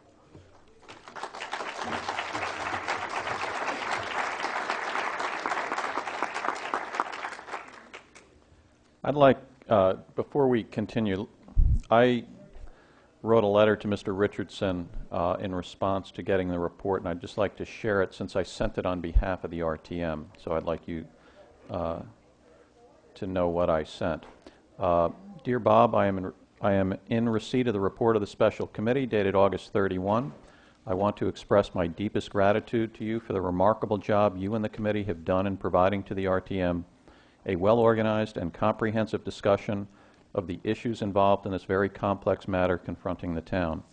As you so rightly recognized at the beginning of this process, the proposal of the Nathaniel Witherell Board regarding the future of the facility demanded a level of review and an investment of time that we could not fairly impose upon one of our standing committees. Because you took the initiative in organizing and recruiting members with the necessary skills and motivation to dig into the facts and figures behind that proposal, I am confident that the votes cast on this issue will be truly informed votes. As moderator, I cannot ask for anything more. The RTM can be proud of the work of the special committee. The special committee will serve as a model to the RTM in the future on how a proposal of a scope as large as Nathaniel Witherell can be handled. I intend to send a letter, which I did, of thanks and appreciation to each member of your committee, but I especially want to acknowledge your initiative and extraordinary leadership in guiding the work of those members. On behalf of the entire representative town meeting, I congratulate and thank you for a job well done. So I wanted to share that.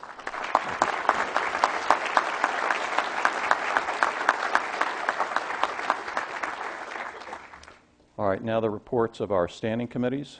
Josh Brown, Chair of our Finance Committee. Mr. Moderator, fellow members, the Finance Committee met last Monday night and also this Monday night to discuss this item. We had quite a number of people helping us in our discussions, members of the committee, including Chairman Richardson and other members of the special committee. We took a different approach to this meeting than we would, or this item than we would normally take, in that we sought and engaged anybody in our meetings to help us understand their positions, their thoughts, their rationale as to either in support of or in challenge to the recommendations being put forward in the sense of the meeting resolution. And I think it worked pretty well in that the committee members felt that they really engaged in a good and healthy discussion of substance on the matters and the merits of the items before us. We heard discussions from people that said we shouldn't be in the business at all. Why would we ever want to get into the business if we had not had such already in place? We had people articulating concerns about the establishment of the foundation the foundation being an operating position or running the nursing home. We had concerns about how this is going to fit into what's been described as the continuation or a continuum of care that the patients received and what many of our residents need, from outpatient services or rehabilitation services through to long-lasting, long-term care as their needs change. Normally I have my thoughts very well organized, but as we were spread across 2 nights and the fact that we were really engaging in a discussion on the merits, I'm going to kind of be reading as we go through them.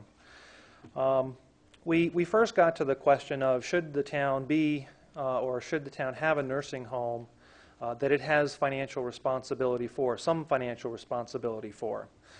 And we took an approach of polling the districts, not necessarily voting per se, with the idea that they would offer their vote or offer their position and help explain or give reasons why they felt those things were, why they came to that position. So to the question of should the town have a nursing home or should there be a nursing home in town that the town has some financial responsibility, of the 11 districts that were there in discussing this item, 10 were in favor of the town, of there being a facility in town and that the town have some financial responsibility for that facility. The reasons being mainly related to the value that the organization and the people there bring to our residents and to the people of Greenwich. Some felt that we absolutely need the beds, and to not have Nathaniel Witherell would leave a huge gap in what our town needs. The one opposed did feel that that we really shouldn't be in the business. That's not core to what the services that a town should be giving to its residents. It's really not core to that. A lot of sentiment towards the value that the organization and the people working there bring to the town. The next discussion that we had was around should this operating organization continue as a department of the town, or should it be the not-for-profit that's been suggested? Again, a very long and engaging discussion. The point there was, again, 10 districts felt strongly that it should be a not-for-profit, and 1 felt that no, it should remain a town department. Many of the cautions or comments related to it being operated by a not-for-profit was related to ensuring that the town had reasonable safeguards or controls in place as it relates to the level of care that are being given to the residents. There was some question as to the governance structure of that not-for-profit and whether the town can exercise its desires through a not-for-profit or wouldn't be allowed to, as the case might be. Some were concerned that a not-for-profit would be overburdened by the amount of debt that would have to be assumed if it were to take over payments of any debt structure, and so therefore it would be a high risk and what would happen if it were to fail. Certainly the question of the deed restrictions and how that would be woven through any kind of operating agreement was raised. And the other is just focusing on that the relationship with this not-for-profit and the town and the residents of the town is really a critical element, and that's mainly focused at, again, the good work that the people working there do for the residents. The one in favor of it remaining as a department focused on many of these same concerns, but exercised or landed on the site that it could be well run as a town department, as well run as if it were separated off as a not-for-profit. That kind of ended our first 2.5 hours of discussion, and we moved on to tonight, where we reconvened after giving due notice and continued with our discussions, picking up with the questions as it related to the funding that was being projected by the committee of $46.6 million. Again, we went back around through some discussions about the interest in the Nathaniel Witherell, what regulatory issues might exist if certain bonding issues weren't dealt with, or the funding. We talked about the structure itself, and the one that's being proposed and engaged in a discussion is what was envisioned for this facility with the Greenwich Adult Daycare seeking other quarters. What would the use of that space provide? either in extending services, filling in other services that might be desired, or potentially even changing the makeup of the rooms. Some talked about the option of putting in, I forget the word, the respite care, where they're kind of living in mini apartments, and that they still have monitoring and people watching them. And that again adds to the kinds of services that are afforded to the people of Greenwich and continues or fills in some potentially missing gaps. While we didn't recommend any of these, recommend specific areas, we did want that the furthering or discussion, the building committee, to further evaluate the use of the structure and assess whether the current or the plan that was put forward is right, a year later with this new knowledge and some of the new challenges. We did look at the question of, well, could we add more rooms? Because there's constantly the challenge of more rooms, and it was very clear there's no way that we would most likely get any new rooms, as the state does have kind of a lock on adding more rooms to inventory, shall we say. And that kind of talked about the level of building.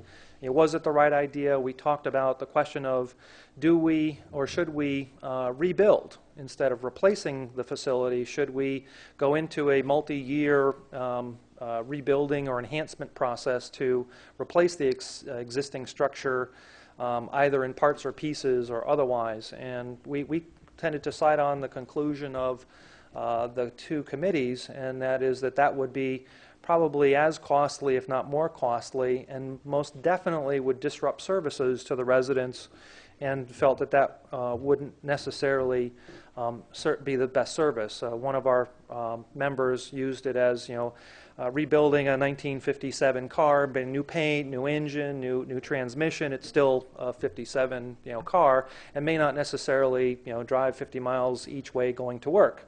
It may not be the most comfortable or convenient ride, and certainly will use more gas than most cars today. So the question was, do we repaint something existing and use it in a way that maybe it wasn't truly intended for, or is it better to rebuild or build a new structure in its place? And so we talked about the question was, do we build a new building for $46.6 million, and not attempt to rehab. Unanimously tonight we had 9 districts discussing this item, and all were in favor of the idea of building a new structure for $46.6 million. Made good sense. There really wasn't much commentary to it, except it just seemed to be the right thing based on the condition of the current structure, and repainting the existing structure, as an example, wouldn't get us to the facility that's needed under today's medical care needs. We talked then on the topic of bonding and notes and whatnot, and good, healthy debate again, evaluating the pluses and minuses versus revenue financing versus general obligation financing for this. We recognize that 20 years is a state-mandated limit for certain of that funding, and so we were trying to explore, should it be 30 years as a means to reduce the debt load on a year-to-year basis. That was helped in our discussions by one of our members that indicated that it might save a couple of bucks in the early years, but over the life of it, it meets with the cash crunch that's projected for years out, and so it makes the out years worse than would be currently expected. We talked a lot about the differences. We talked about the difference in rate points that would occur between revenue bonding versus general obligations. Mr. Brown. Yes, sir. I'm going to ask, given the time constraints that we're faced here, that you summarize what the committee decided to do and why, rather than give us everything that was discussed about. If you could, I do want to talk after you're finished about just the focus of what we're here tonight, but if you could please just tell us what the committee decided to do, what they recommend we do with the sense of the meeting resolution, and why. Our vote on the item was 10 in favor, 1 against, with 1 district absent, District 9.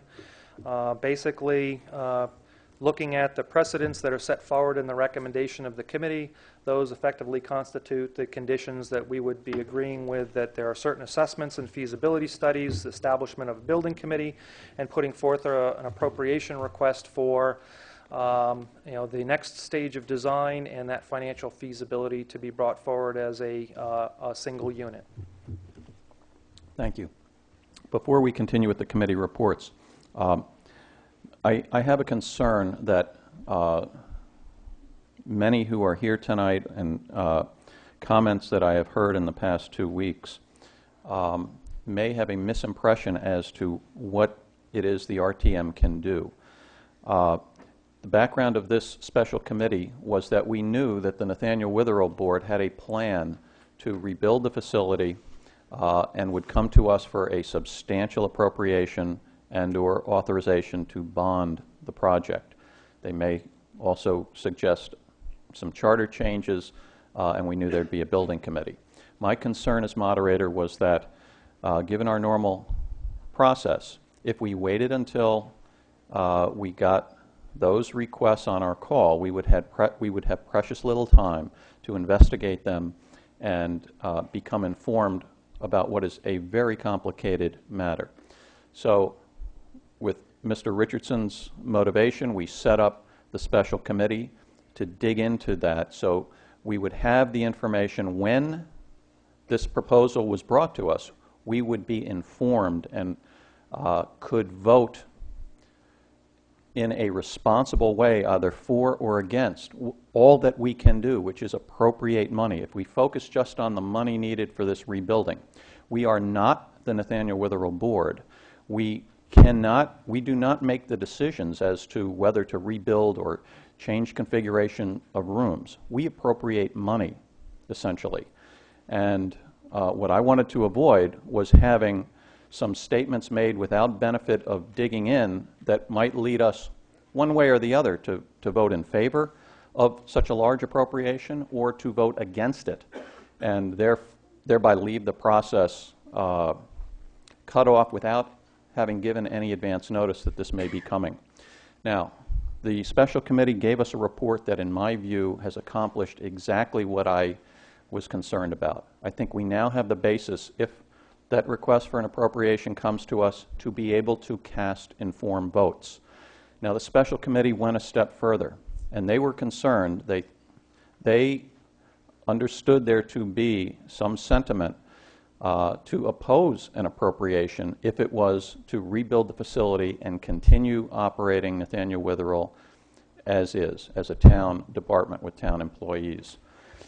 And if I may characterize, if I'm wrong, you can correct me, but they were concerned that if all they did was come back with factual findings and this sentiment to oppose the appropriation with the town continuing to run it as is was a majority, that we may have gone way down a road that would bear no fruit.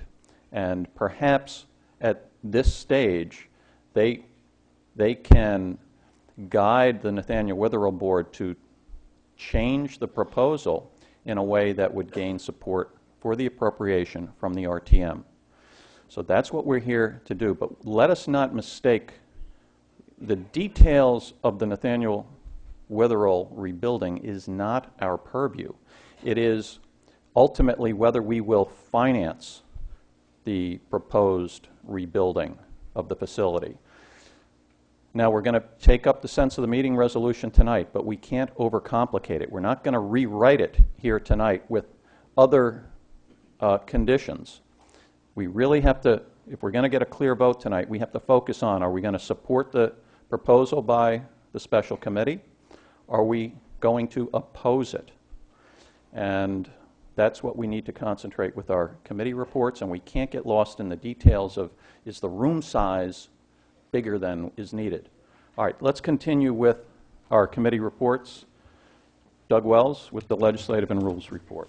Mr. Moderator, ladies and gentlemen, last Monday evening our committee took up this matter jointly with the Finance Committee in the Town Hall meeting room. Bob Richardson, chairman of the RTM Special Committee, spoke in favor of the sense of the meeting resolution. He was followed by the chairpersons of each subcommittee. Their presentation lasted about an hour, and we had a question and answer session that lasted approximately 45 minutes. Our committee then left the joint session and reconvened our meeting in the Mazza room, where Gina Higbee from the Special Committee joined us to answer our committee's questions, participate in our discussions. Our moderator, Mr. Byrne, was also present for part of our discussions as well. Our first concern about the sense of the meeting resolution is a procedural one. Because the resolution advocates several different actions and makes several assumptions, our committee believed that it would be difficult to obtain a clear mandate from the RTM because of the way in which the resolution is drafted. It became clear to us that there are three interest groups that have different positions on the issues. One, those who believe that the resolution represents the appropriate way for the town to proceed. Two, those that believe that we may need a new facility. While we may need a new facility, they do not believe that the town should turn over its operation to a not-for-profit entity. Three, those that believe the investigation and report done by the special committee makes it clear that the town should close down the facility and get out of the nursing home business altogether. Our committee then had a discussion about whether we should try to draft a series of substitute resolutions attempting to provide the RTM with the ability to vote on each of these three positions. We abandoned that idea as unworkable. We finally came to the conclusion that our committee could best serve the RTM by proposing a motion to ensure that there will be an open debate on all of these issues so that we can all be better informed, and not to confuse these matters by substitute resolutions and the like until after each interest group has had the opportunity to be heard. We then turned our discussion as to whether or not the plan advocated by the resolution is one that our committee members could support. Our vote on the resolution was 5 in favor, 4 opposed, with 1 abstention. The abstention was from District 11, who could not vote because she represented an abutting landowner in a dispute with Nathaniel Witherell. Districts 5 and 10 were absent. Those districts voting in favor of the resolution were 1, 3, 4, 8, and 12. Those opposed were 2, 6, 7, and 9.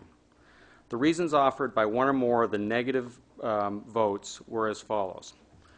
1, it is problematic to assume that a new 501c3 not-for-profit entity could raise the $15 to $20 million needed to help build the facility and to have a reserve for cost overruns and future annual operating deficits.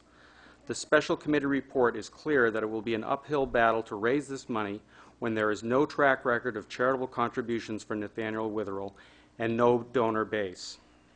2, some of the voters voted against this because the expenditure of $46.6 million to create a facility with 190 beds works out to be a per-bed acquisition cost of $245,000. In the report of Curtis Milton, which is incorporated into the special committee's report, describing the bleak financial picture for the nursing home business, he cites high per-bed acquisition cost as one of the primary reasons for nursing home financial failures, along with a substantial decrease in Medicaid reimbursements. 3, the no voters disagreed with the basic assumption of the special committee that the Nathaniel Witherell, along with our museums, libraries, schools, and parks, represents an important and critical piece of the bundle of benefits afforded to all of our residents. The negative voters took the positions that schools, libraries, and museums and parks provide a benefit to thousands of our residents at reasonable cost, or at least at a cost that our taxpayers are willing to absorb. The proposal of the special committee benefits only a relatively few number of our residents at potentially extraordinary cost to the town. One or more of the no voters expressed the basic philosophical belief that the purpose of our government is to provide essential services to most, if not all, of our residents, and that this does not represent one of the essential services to a wide group of our citizens. That's our report. Thank you. Mr. Huffman, with the report of the Budget Overview Committee. Randall Huffman, Chair of the BOC. Thank you. Good evening. The Budget Overview Committee joined the joint meeting of other committees on September 13th, and then following the joint meeting met separately and voted to take up item 5, even though it had not been assigned to us. This should surprise no one, since the BOC has been analyzing the past, present, and future of Nathaniel Witherell for over 4 years. It has been an ongoing topic at all BOC meetings. Why? Because it was clear that decisions on Nathaniel Witherell would have significant budget impacts in future years. We saw trends at Witherell that could not be sustained, including deferred maintenance, low capital investments in the facility over many years, increasing operating costs, which exceeded inflationary figures, and limited revenue increase potential. We realized that the RTM could not wait until confronted with an up or down proposal, or worse, a fait accompli. We also saw that the path set forth in the approved Certificate of Need would likely result in substantial ongoing operating losses, rising year by year, and, as estimated by the Special Committee report, likely totaling over $100 million, or perhaps even $150 million or more, to be paid by Greenwich taxpayers over the next 30 years. There was significant support for the proposition that this was the time to exit the business and close Witherell. But members of the committee also saw that the human costs and the disruption that could be caused by a decision to move toward closing Nathaniel Witherell permanently would be difficult for the town. Now, following a detailed analysis, the RTM has been presented with a way to proceed and presents through the sense of the meeting resolution, one phase in an ongoing decision process. The sense of the meeting resolution does not say that we should either bury Witherell nor necessarily build it. It does say that we should proceed with a fundraising feasibility study and the development of a business plan for a self-sustaining nursing home, which should then be brought back to the RTM for final decision.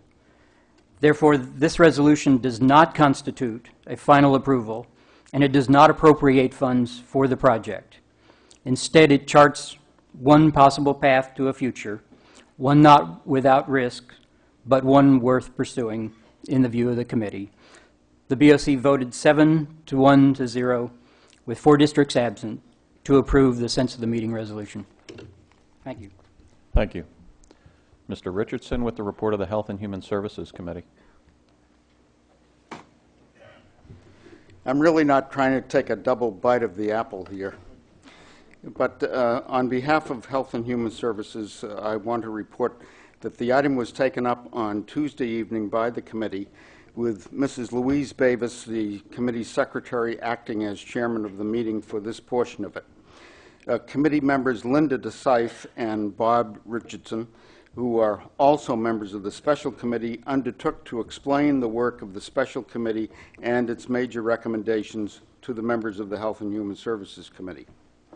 A variety of questions were asked by members, including maintaining the quality of patient care, staff turnover, patient mix, and the impact of the proposal on Medicaid applicants for admission, continuation of the preference for Greenwich residents, the potential impact of the Hill-Burton Act, continued town ownership of the land at 70 Parsonage Road, the financial picture of Nathaniel Witherell, and town representation on the board of the proposed not-for-profit.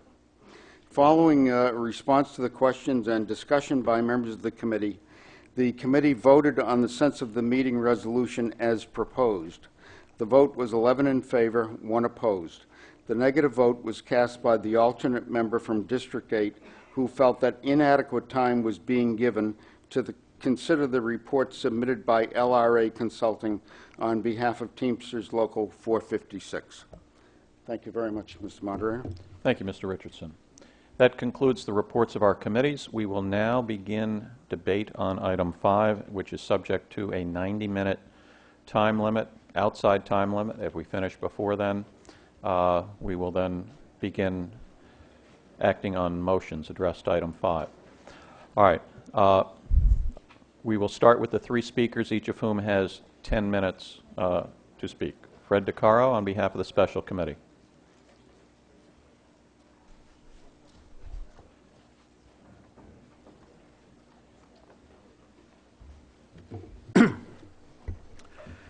Ladies and gentlemen, tonight you're going to hear three tales.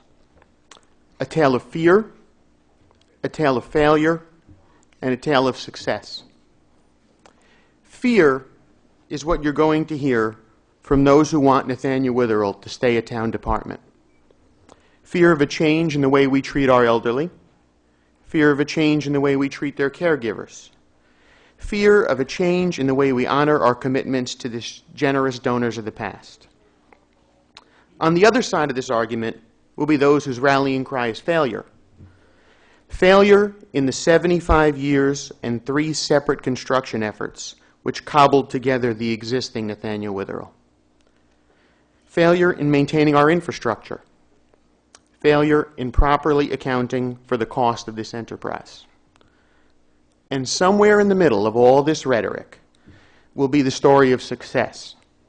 Success of the not-for-profit enterprises that this committee and many of you have seen in Greenwich and our surrounding towns.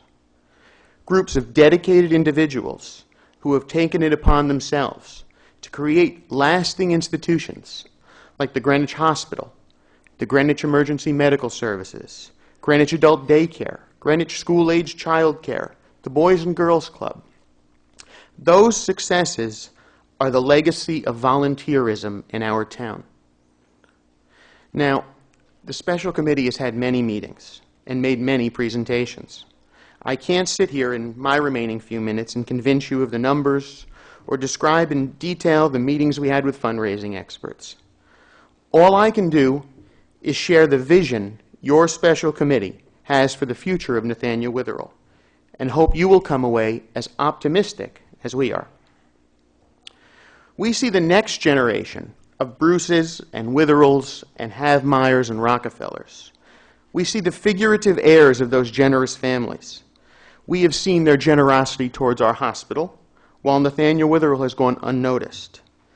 These donors invest in success, and we need to show them that the Nathaniel Witherell has been placed on a path towards it. A new facility on town land, sponsored by the town, but not run by the town. We see the consultants and the bankers and the healthcare professionals who want to assist an independent Nathaniel Witherell. We've seen their generosity. We thank those few that have already stepped forward to contribute. And we send a message to those many more who have said they would help if it were not for the politics and the bureaucracy. Your opportunity is coming. We see a continuation of our excellent quality of care. Not-for-profit nursing homes have been shown to have even fewer deficiencies than their municipal counterparts, and they provide even more licensed nursing care per patient, too. Don't take our word for it. I've brought the studies for you to see. What else do we see? We see the incredible staff at Nathaniel Witherell, a staff that has suffered in a kitchen which often reaches 100 degrees. We see them working in a new facility configured for maximum contact time with the residents. We've seen the same staff continuing on. We don't worry that they may now have the power to strike, because there is never a need when people are treated fairly and concern for the residents comes first. We see the opportunities for expansion and innovation, free of the burden of having to get the approval of 250 people to add a nurse or buy a photocopier. The management and the board can focus their time on researching opportunities for grants, improving care, and maintaining their infrastructure. To those who say this is impossible, we say it already exists. We saw it with our own eyes at successful not-for-profits 20 minutes away from this room. To those who criticize our study, and they will come before you this evening, with claims of bias because we looked at successful operators, our average has never been the rallying cry of this town. To those who say this business is risky, we say they're right, which is why this resolution lays out a path towards rebuilding, but only a path. We still require a business plan and fundraising study before we make an enormous appropriation. And we require a change to a governance structure more suited for this type of entity, instead of the archaic system we have held on to for far too long.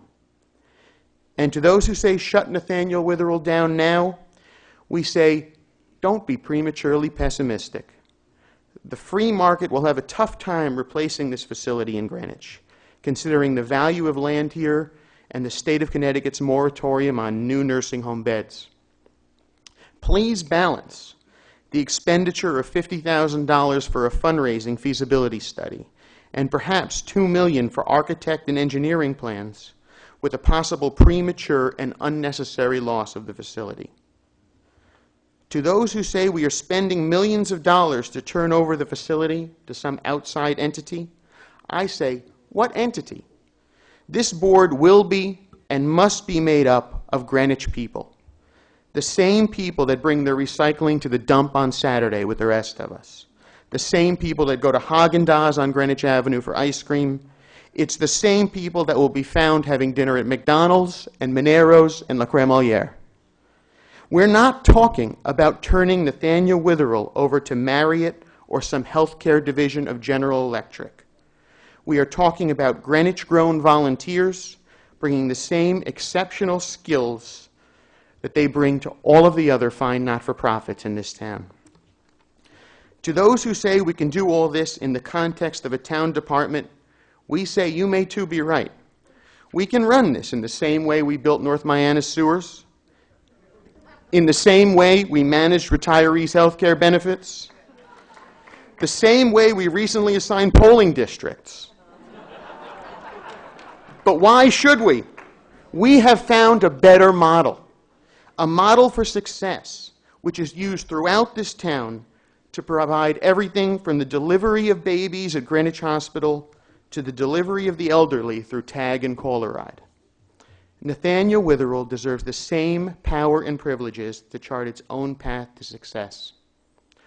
To those who say now is not the time to decide about governance, that we should wait 5 or 10 years, we say that we will not set up Nathaniel Witherell on a path towards failure, and we will not commit ourselves to move down a path unless this critical issue is decided now. Furthermore, the Greenwich-based fundraising consultants we talked to told us that not-for-profit governance is essential for raising substantial dollars. It is right for us to decide this question now. And to those who say this is some conspiracy to change the staffing at Nathaniel Witherell, I tell you that my own grandmother peacefully spent her last days there 1 year ago. And I understand, as do my fellow committee members, the importance of the Nathaniel Witherell in this community. And that is why we believe it must be saved. We believe our solution is the best choice for the people who live there, the best choice for the people who work there, and the best choice for the people who may wind up there in the future. And finally, to the boards of directors and the employees of those groups of successful not-for-profits I mentioned before, and to their compatriots at family centers, liberation programs, shelter for the homeless, Kids in Crisis, ARC, Transportation Association, the YM and the YWCAs, to all those folks that we entrust our babies, our teens, our parents, and ourselves to day in and day out. We thank you for your service, and we hope after this evening's vote, Nathaniel Witherell will be on its way to being a successful and proud member of this elite group. Thank you.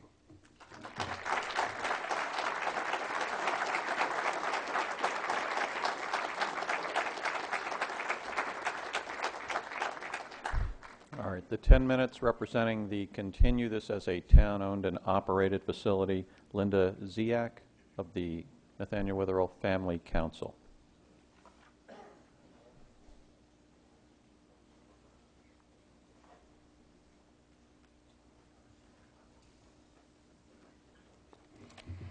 Thank you, Mr. Moderator, RTM members, and invited guests. I appreciate the opportunity to be able to speak here this evening. My name is Linda Ziak. I've been a town resident for over 50 years. I've been a healthcare provider for over 30 years. My mother is a resident at Nathaniel Witherell, and I am the chair of the Nathaniel Witherell Family Council. The Family Council is an independent, self-led, and self-determining group of families and friends of residents who work together to protect and improve the quality of life for residents, provide families with a voice in decisions that affect their loved ones, and speak with a unified voice when presenting issues to the administration and the board. As such, Family Council has taken great care in reviewing all the information available regarding the Nathaniel Witherell, such as the Certificate of Need, the executed agreed settlement between the State of Connecticut and Nathaniel Witherell, the Greenwich Senior Provider Network minutes, the RTM Special Committee report, and the Nathaniel Witherell report by LRA Consulting and Fred Hyde and Associates. The task of deciding the future of the Nathaniel Witherell is a very complex one.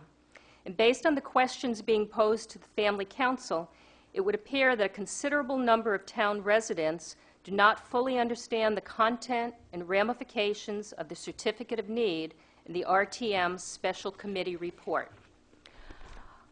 On September 14th, the Family Council met, and prior to that, there was a Family Council committee that was set up to review all this information. At that meeting, there was a Family Council resolution and a report that was unanimously approved by Family Council members. That report has been distributed to RTM members, to the BET, and also to the Board of Selectmen. That report has also been posted on the town website for any of you that have not had an opportunity to read that. I would like to take the opportunity to highlight 5 points in that report. Number 1 pertains to the 501c3. The RTM Special Committee has repeatedly linked the ability for the Nathaniel Witherell to fundraise for the new Nathaniel Witherell building with a 501c3 not-for-profit corporation and governance. It is important to clarify this issue.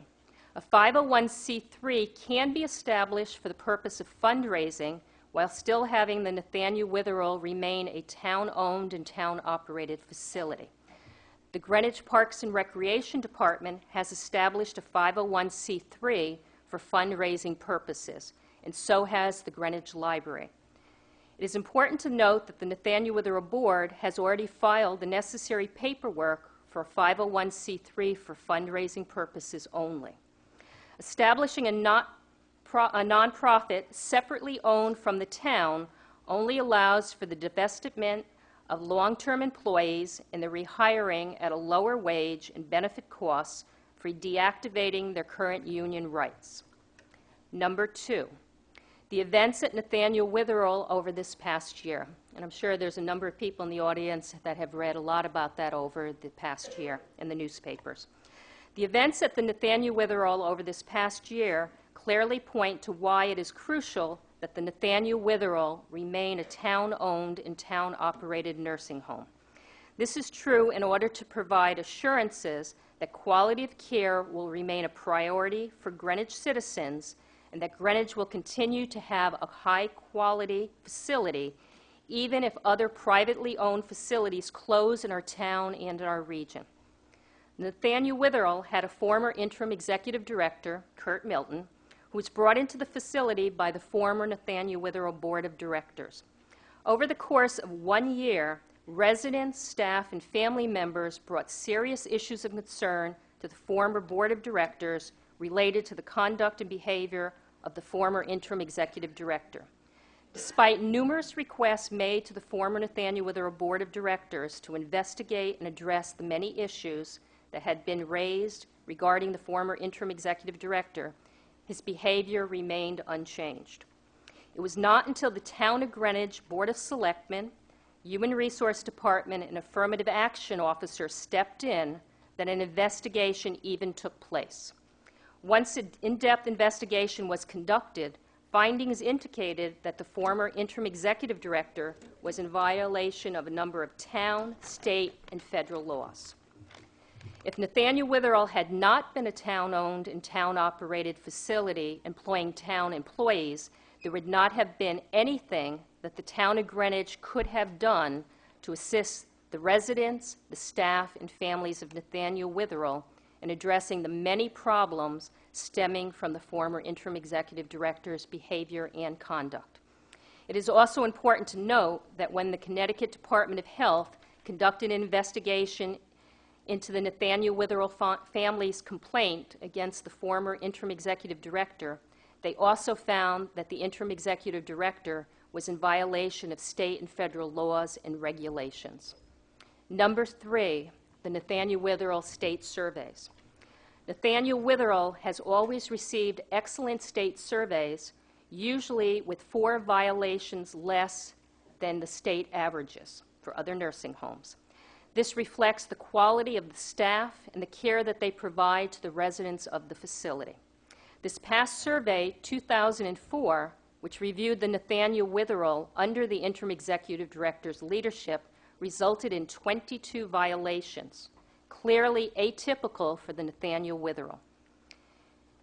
This latest survey shows what can happen very quickly to the quality facility like Nathaniel Witherell if the leadership is not balancing the needs of the residents and the staff alike. Number 4, the BET's oversight of the Nathaniel Witherell. Due to the financial overruns by the former Nathaniel Witherell board and the Nathaniel Witherell, the BET found it necessary to put in place procedures for the oversight of budget disbursements to the Nathaniel Witherell for the fiscal years 2004, 2005, and 2003 and 2004, as well as 2004 and 2005. This would not have been possible if it had not been for the fact that the Nathaniel Witherell is a town-owned and town-operated facility. Number 5, the Halcyon Day Properties Report. The RTM Special Committee's report stated, because a new facility cannot operate profitably as a town department, the board should consider operating under an alternative form of governance, namely as a not-for-profit. Per Halcyon Days Properties Report, the February 11, 2002 report on page 3, they stated, under the worst-case scenario, new building alternative A, which would be to renovate and do some minor new construction, would not be financially viable regardless of the contingencies and actions that could be taken to offset the cash flow reductions. However, new building alternative B, a new construction, would still likely remain financially viable with contingencies and reasonable actions taken to offset cash flow reductions.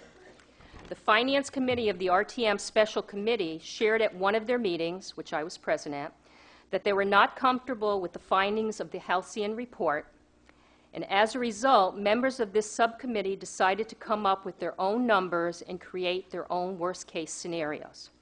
The Finance Committee's conclusion from their own self-generated numbers, which is in direct opposition to the findings of a professional consultant hired by the town for $967,000 to look into the financial feasibility study. So the Halcyon report said it is financially feasible. The RTM Special Committee said that it is not feasible. Family Council respectfully requests that the RTM and the Town of Greenwich sponsor public hearings in addition to the RTM Special Committee's informational meetings. It is important that these hearings are held prior to any change in governance being decided in order to educate the residents of the Town of Greenwich about the content of the CON, the agreed settlement, and to allow the town residents the 30 seconds. The Family Council has every confidence that working together as a team, the Nathaniel Witherell Board, the Board of Selectmen, BET and RTM, and the staff of Nathaniel Witherell can put in place an operational system that will ensure that the Nathaniel Witherell remains a high-quality facility while also maintaining financial viability. Thank you.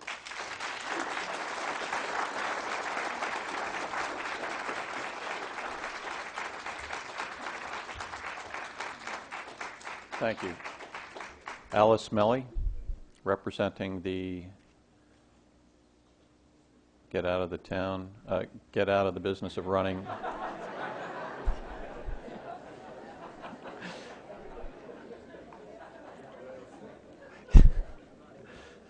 Representing the get out of the business position.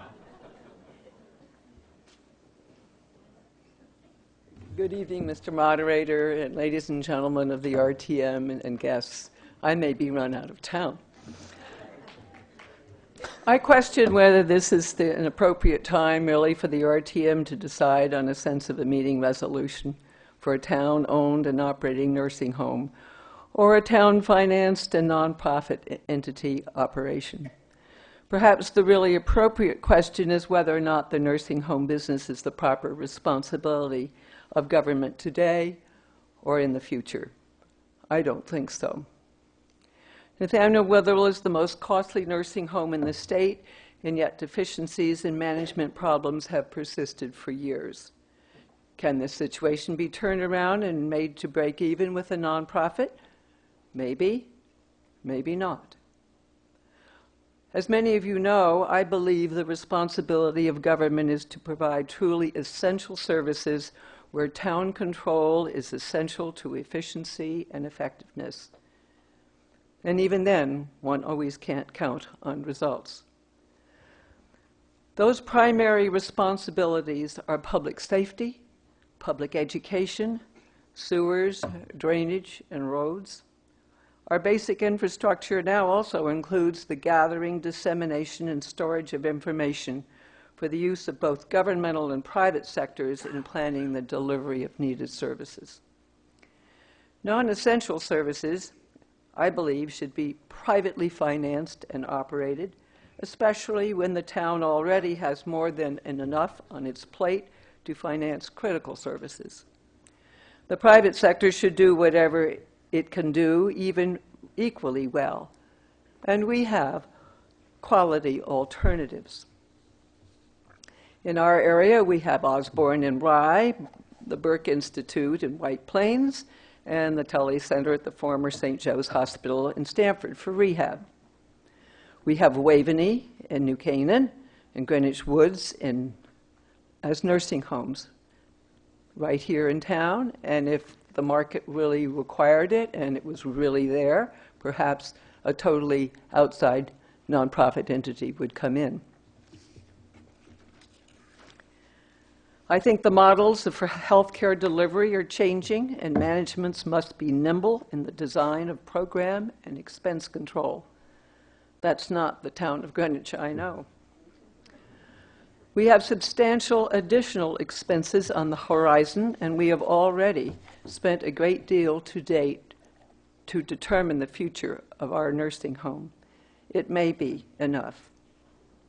The next steps have been outlined already, with their expenses by Mr. DiCarlo, the architectural firm, the building approval process, the feasibility study.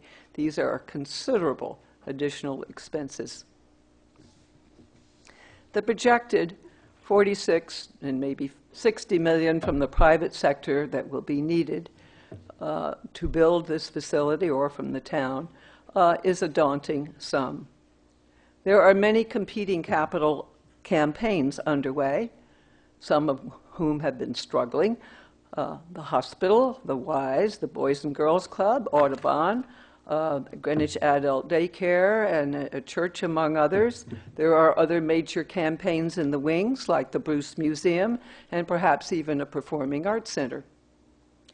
The bulk of private money in this town has to be raised from the same wonderfully generous residents of our town. God bless them all. But the capacity to give is not limitless. The $50 million target mentioned to be raised from the private sector for this facility, I don't believe is enough. I think it should be at least half the cost as the town required for Treetops, which was another wonderful but non-essential project. This $15 million doesn't include raising anything for endowment of the facility. Both construction and endowment money must be raised together from the beginning. Can you imagine a successful standalone endowment campaign later? The town entity, the nonprofit entity or the town would also have to raise additional monies on an ongoing basis to cover annual deficits. We've heard that spoken of tonight. But if the nonprofit entity has to raise it on a continuing basis, all this from an entity with no donor base? Let's talk about bonding for a minute. Yes, we bond for sewers. We had short-term financing for Pomerantz. We may have to give up our 5-year pay-as-you-go system someday. But are we seriously going to consider initiating bonding and risking millions for a project of questionable viability that will serve 190 people, 30% of whom do not need a government subsidy?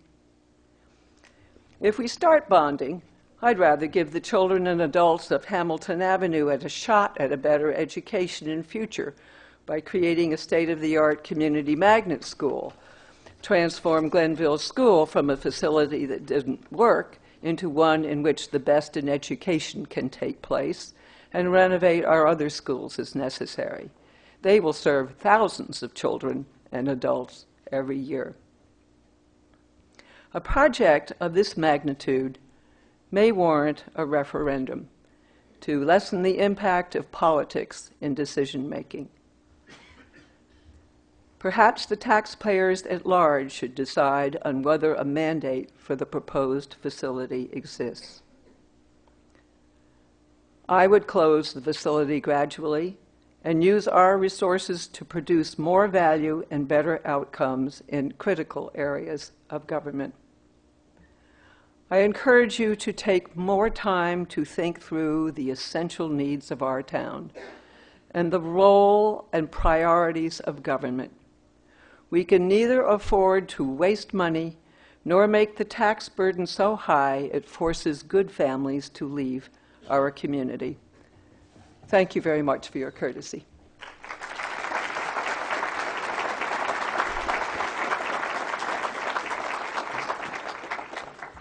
Thank you. Before I continue with speakers who will be limited from here on to 3 minutes, I was handed a note saying there are 2 cars with lights on, one in the church lot, license plate PWF 11V, it looks like, and one behind the school, license 628PNA. I also want to announce the results of the vote on items 6 and 9. The vote on item 6, which was the land on King Street, those in favor 173, opposed 8, abstaining 1. That item has carried. The vote on item 9, the appointment of Donald Heller as an alternate member of Planning and Zoning, those in favor 173, opposed 16, abstaining 3. That item has carried. All right, continuing now with the debate. There are, the list that I've been given have some duplications, so the number is of speakers who have signed up is in the neighborhood of 40. Obviously, we have approximately 60 minutes now, so if each speaker takes 3 minutes, then we will not hear from everyone. As I said, if you want to waive your opportunity to speak, you are free to do that and adopt views of others. But let's just get right into it. The first speaker, Linda DeSife, District 4, member of the Special Committee.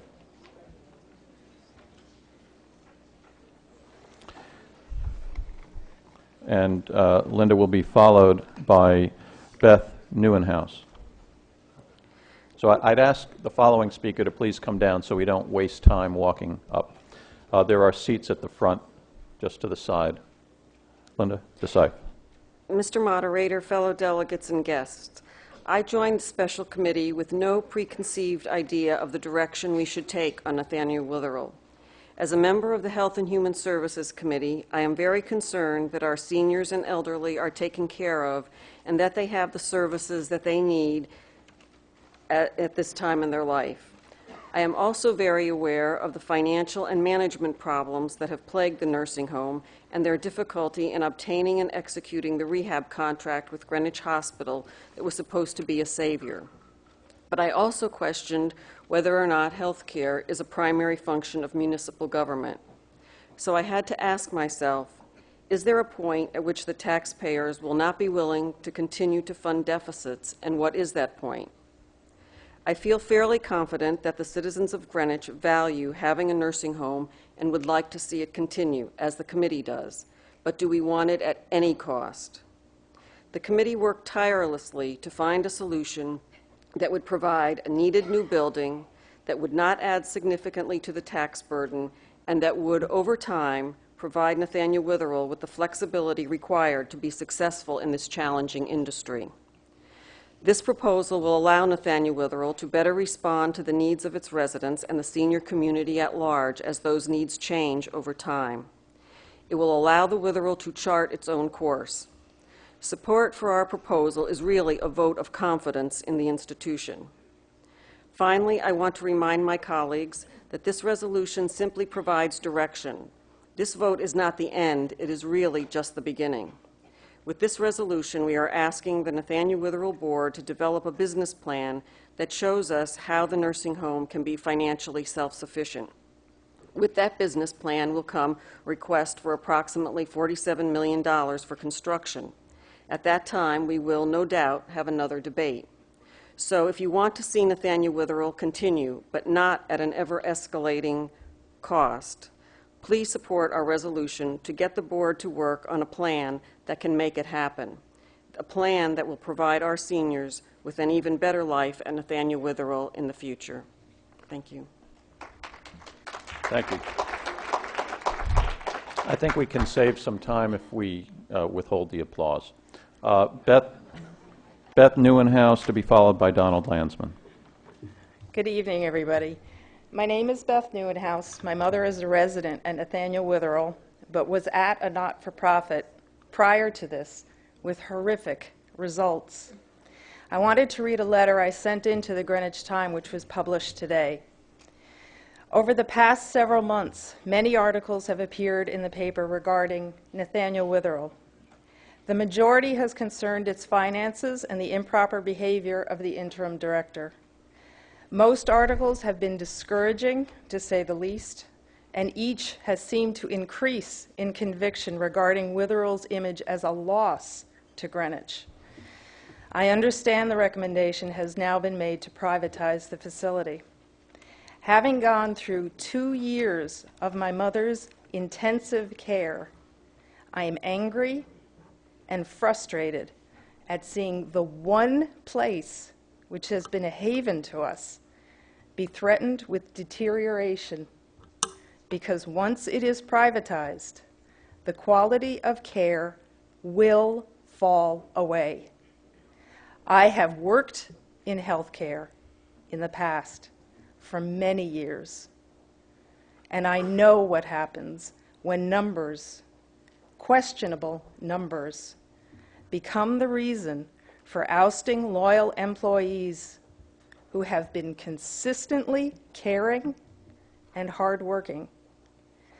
I have been at Witherell every day, with rare exception, for these 2 years. I have firsthand knowledge of the day-to-day work, what it takes to competently care for an ill person, how trying the repetitiveness can be, and how frustrating the sudden turns. I have had to lean on the staff many times. I have never been let down, not once. I have never had anyone ignore me or been anything other than timely and considerate. I am speaking of every department. This alone separates Witherell, as it is, from many, many other communities. This alone makes it a success, as it is. I don't understand why Greenwich, 30 seconds. whose image is correctly that of sophistication and compassion, seems unmoved by this possible loss, seems willing to let Witherell deteriorate. In light of the horrendous state of healthcare these days, I don't understand why Witherell's supportive and experienced staff is not held up as a source of pride. Thank you. Donald Landsman, to be followed by Mary McNamee. With all we know about the pitfalls of the nursing home business, no one doubts that if Nathaniel Witherell did not exist, no one would attempt to start it. But we're about to do just that. Once you tear down the old buildings and change the form of governance, the only thing remaining from the old is the real estate and the name. I suggest that if we were to change the name from Nathaniel Witherell to another, some support would be lost. Make no mistake, we are starting anew just as if the facility did not exist. Now, how do we get into this muddle? Probably through nostalgia and tradition. Both are luxuries, and neither is worth the millions it will cost over 30 years. Is it correct to saddle current taxpayers and future taxpayers with millions of dollars of debt? For even under the kindest scenario, the best we can hope for is a break-even. And if we know anything, we know that to predict the near future is dangerous. And to predict what will happen over 30 years is simply foolhardy. Don't be misled. Once we start down this road, there is no turning back. We have heard how wonderful are the other not-for-profit organizations in town, but bear in mind, none of those have outstanding bonds guaranteed by the town. That is a significant difference, and that's really what we're discussing here. It seems to me that the prudent vote tonight is to vote no on this resolution. Thank you very much. Mary McNamee, to be followed by John Sluzars.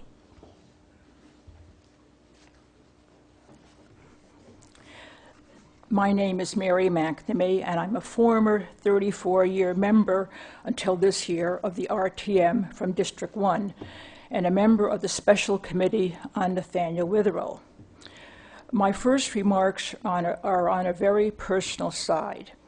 My mother was a resident at Nathaniel Witherell from December 1995 through April 2000.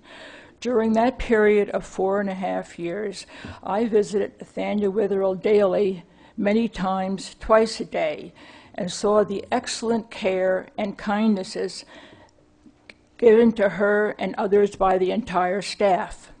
The nurses, CNAs, recreation staff, rehab, dietary, I could go on and on. I have been there often since then and know that this care has not diminished. Our entire committee also recognizes this high quality of care, and nowhere in the sense of the meeting resolution do we intend to hurt the Nathaniel Witherell employees or residents, or deny any Greenwich resident this excellent care because of their inability to pay. Our intent is to help continue and enhance this care with a state-of-the-art facility. We all agree a new Nathaniel Witherell skilled nursing home should be constructed. Now to the governance issue.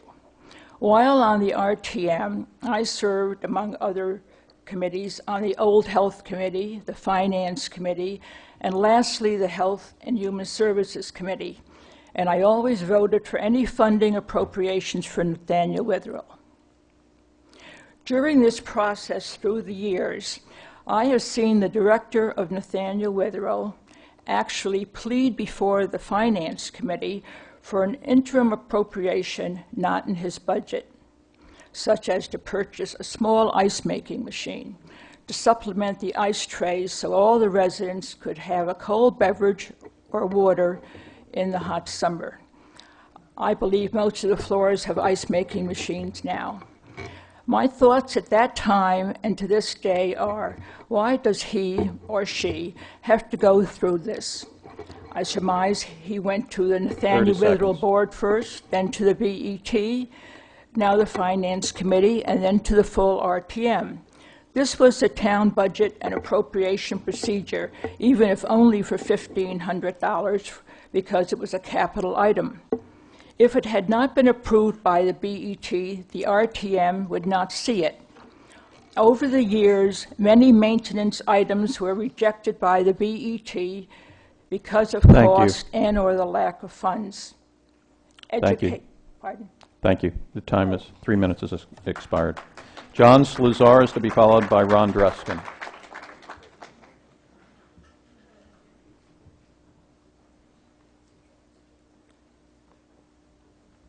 Mr. Moderator, members of the RTM, my father is a short-term rehab after having a stroke, and in the 3 weeks that he's been there, the rehab people have really been wonderful. They've got him just about ready to go home. The whole staff that's working with him is, I can't say enough for them. I see what goes on that a lot of you people won't even see because I'm a staff member up there. And I've asked the question many times, is he getting any special treatment? And the answer was no, he's getting the treatment everybody else got. My mother was also a resident there until she passed on. So all I can say is that what's going on up there as far as the treatment of the patients is fantastic. Thank you. Thank you. Ron Dreskin to be followed by Jerry Pollack. Ron Dreskin is chair of the Nathaniel Witherell Board. Thank you. I'm here to read a statement for all of the board of Nathaniel Witherell. We believe that the Nathaniel Witherell provides an important and necessary service to the town of Greenwich.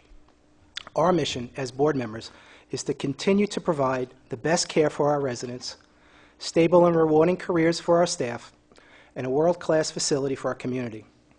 We are all committed to the continuation and sustainability of the Nathaniel Witherell. We believe that the special committee report provides an excellent starting point for improving Witherell, and we thank its members and its chairman, Bob Richardson, for their dedication and efforts in producing this important report. The special committee has recommended a number of items which the members of the board are in agreement. Our newly reorganized, and yes, re-energized board have already begun to actively address issues associated with the need to replace the current facility. We have established a building committee, which is examining the draft building plans to ensure that they are both clinically effective as well as operationally efficient, and refining the capital needs of the current facility until they could be replaced. We have established, as you've heard before this evening, a not-for-profit corporation for the purpose of fundraising. And we are developing an RFP to hire experts to determine the feasibility of raising $15 million. In view of the discouraging economic model presented by the nursing home industry, we are not yet confident of our ability to create a positive cash flow business plan which would satisfy the special committee conditions. Nevertheless, the board is committed to implementing strategies to run a cost-effective organization while retaining our high quality of care and acceptance of all Greenwich residents who require our services. Therefore, we feel that the town can best serve the Witherell by continuing to subsidize operations, specifically in the early transitional years. By doing so, it allows us to build a more sustainable model of care. Tonight's discussions will be of critical importance to the Board of Directors as it goes about developing a viable and actionable long-range strategy for the Nathaniel Witherell. As we do this, we are committed to providing the highest standard of quality care for our residents and fair treatment of our employees. Again, we'd like to thank the members of the Special Committee and the RTM. Thank you. Thank you. Jerry Pollack to be followed by Mary Louise Brown. Ladies and gentlemen, I've been the chair of the Patient Mix Subcommittee of the Special Committee. One of the recommendations of the Special Committee is that there be more self-pay and Medicare patients relative to Medicaid patients. And there has been concern expressed that with this recommendation, the special committee is crowding out less affluent Greenwich residents. I'd like to address that concern. Why is patient mix important? Because it is critical to Nathaniel Witherell's finances. But then, why all the focus on finances? In this wealthy town, isn't patient care the most important consideration? The answer is that even in a wealthy town, good patient care must rest on a sound financial foundation. Consider this. In fiscal '04, the cost of one Medicaid resident was about $94,200.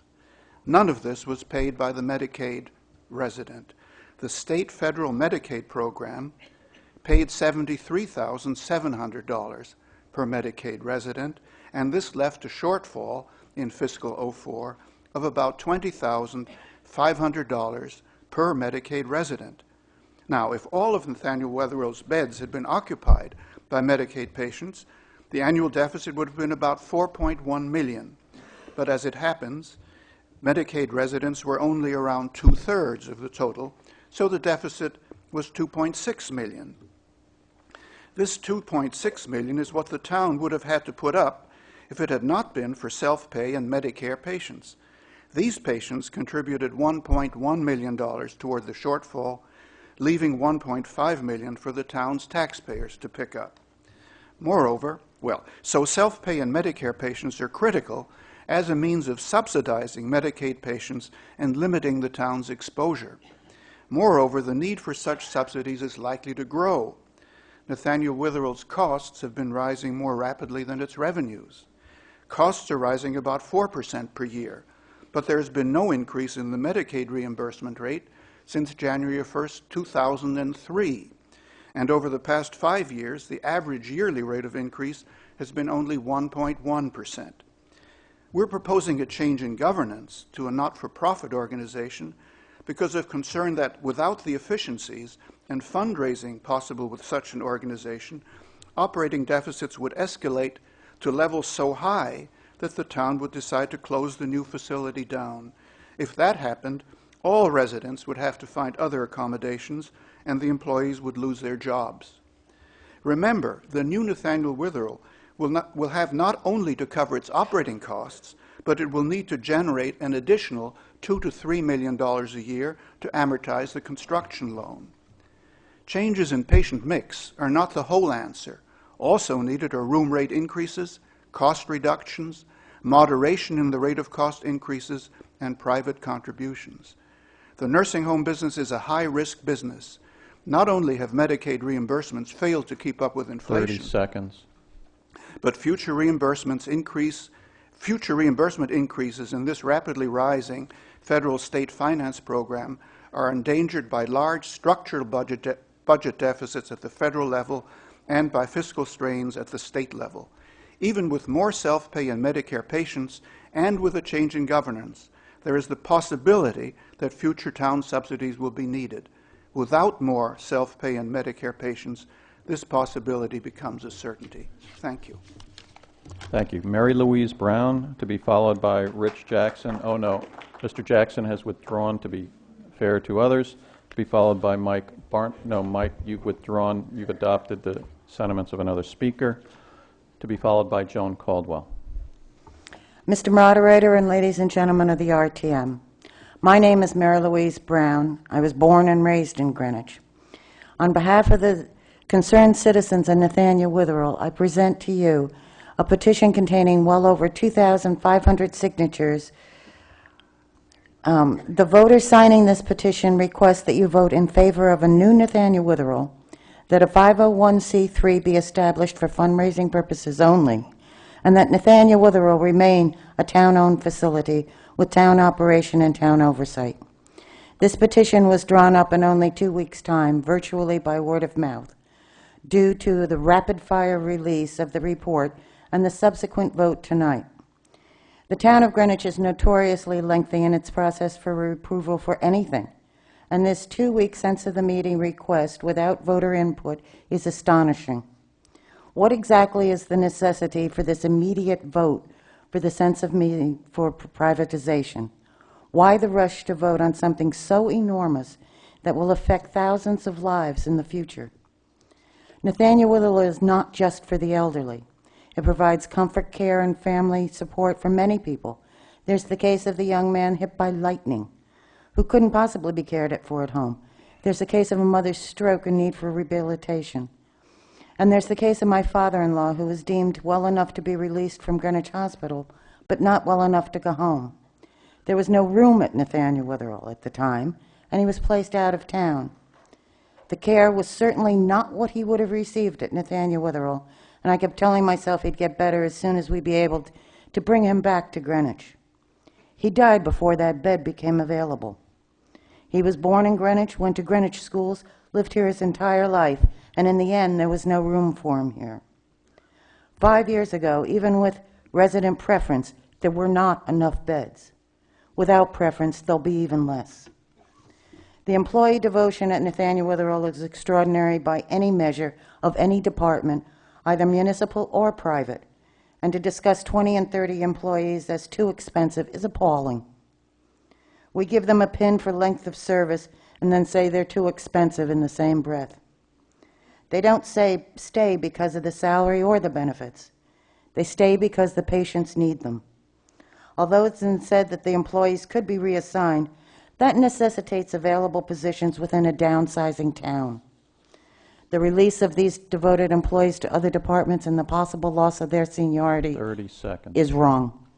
I signed this petition because I believe that Nathaniel Witherell is more than a building and a business. There's a strong moral obligation here that seems to be lost in numerical figures. I urge you to consider this petition as a very small indication of the feelings of Greenwich voters and keep Nathaniel Witherell owned and operated by the town of Greenwich. Certainly, if the voters are not comfortable with your decision, the yearly fundraising required for privatization will not materialize. Thank you for your time. Joan Caldwell, to be followed by Fred Hyde. Mr. Moderator, members of town meeting. Like you, fellow members, I am a representative, and there are a number of people back in my district who are expecting me to do what I think is best for them and for the town as a whole, and you have the same obligation and duty. One of the things we do is provide for services. The other thing we do is to help guide policy. Now, the decision we're making tonight is not to appropriate money. It is a sense of the meeting. It is a guidance to the town bodies, to the town boards, as to a direction that we need to take with Nathaniel Witherell. You and I are faced with a department, with a building that is not functioning. As Mr. Richardson said, it's broken and it needs to be fixed or done away with. Those are our choices. We can get out of the nursing home business completely. We can stay in it the way we are, which is costing us a lot of money, or we can try to find some middle path. Now, I'm a lifelong resident of this town, and I'm known, and when I walk up and down the streets, I've had people for the past 2 or 3 months say to me, I hope you're not going to let Nathaniel Witherell go. I've had some say, I hope it goes. But in counting them, there is no question in my mind that the overwhelming feeling of the residents is that they want it. But they want it without consideration of cost, because they have no idea about the cost. In fact, I think we're just beginning to get a handle on it ourselves.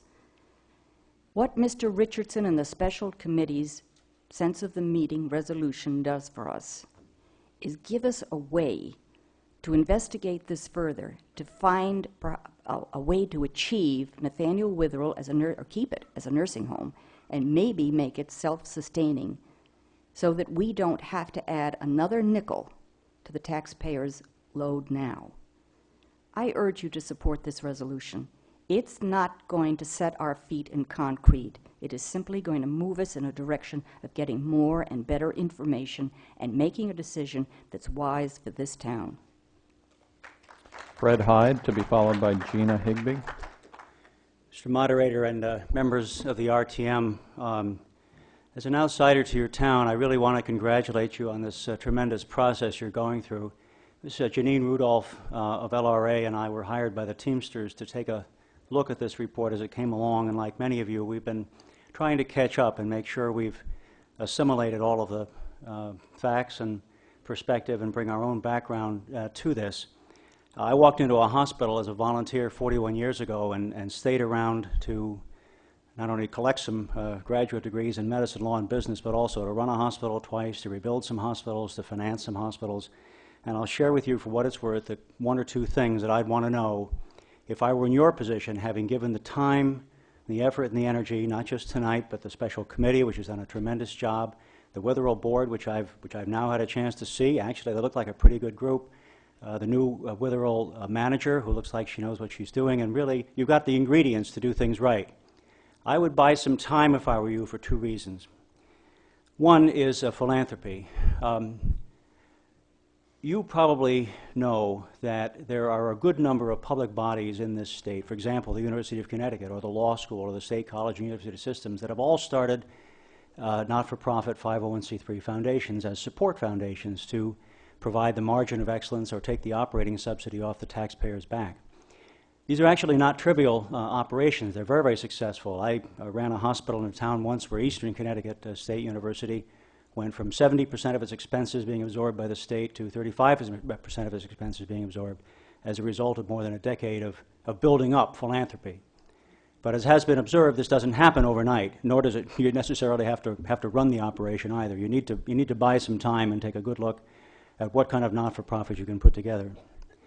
The other and more important point is, and I believe this is missing, notwithstanding the exhaustiveness of and the really thoroughness of the special committee report, you really haven't looked at your most important customer. And I've urged Mr. Lash and the Witherell board to take a look at this.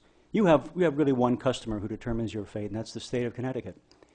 You may think these Medicaid beneficiaries are somebody else, but they're not. It's your mother, or mine, for that matter. Very few people can sustain the $100,000 a year or projected $125,000 a year tab for keeping an elderly relative in a nursing home. So the state really becomes your most important factor. 30 seconds. And it's clear what's happened is you haven't had diligence in pursuing money from the state for about the last 4 years. You may be puzzled as to why nobody can answer the question, did we make money or lose money? The answer is both. You made some money in the late 90s, you gave it back to the town. You didn't claim enough money the last 4 years, so all your financials look crazy. And then you've got these solutions like change the payer mix. I'll tell you, in 40 years in this field, I've never seen anybody change the payer mix without changing the character of the organization. You're not talking about governance, you're talking about character. Gina Higbee, to be followed by Stephanie Palmino. Please state your point of order, Mr. Barnaby. Is it not a rule of the RTM that speakers be limited to RTM members or citizens of the town? No.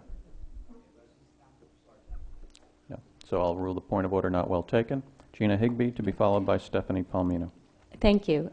I chaired this special subcommittee for construction for our committee.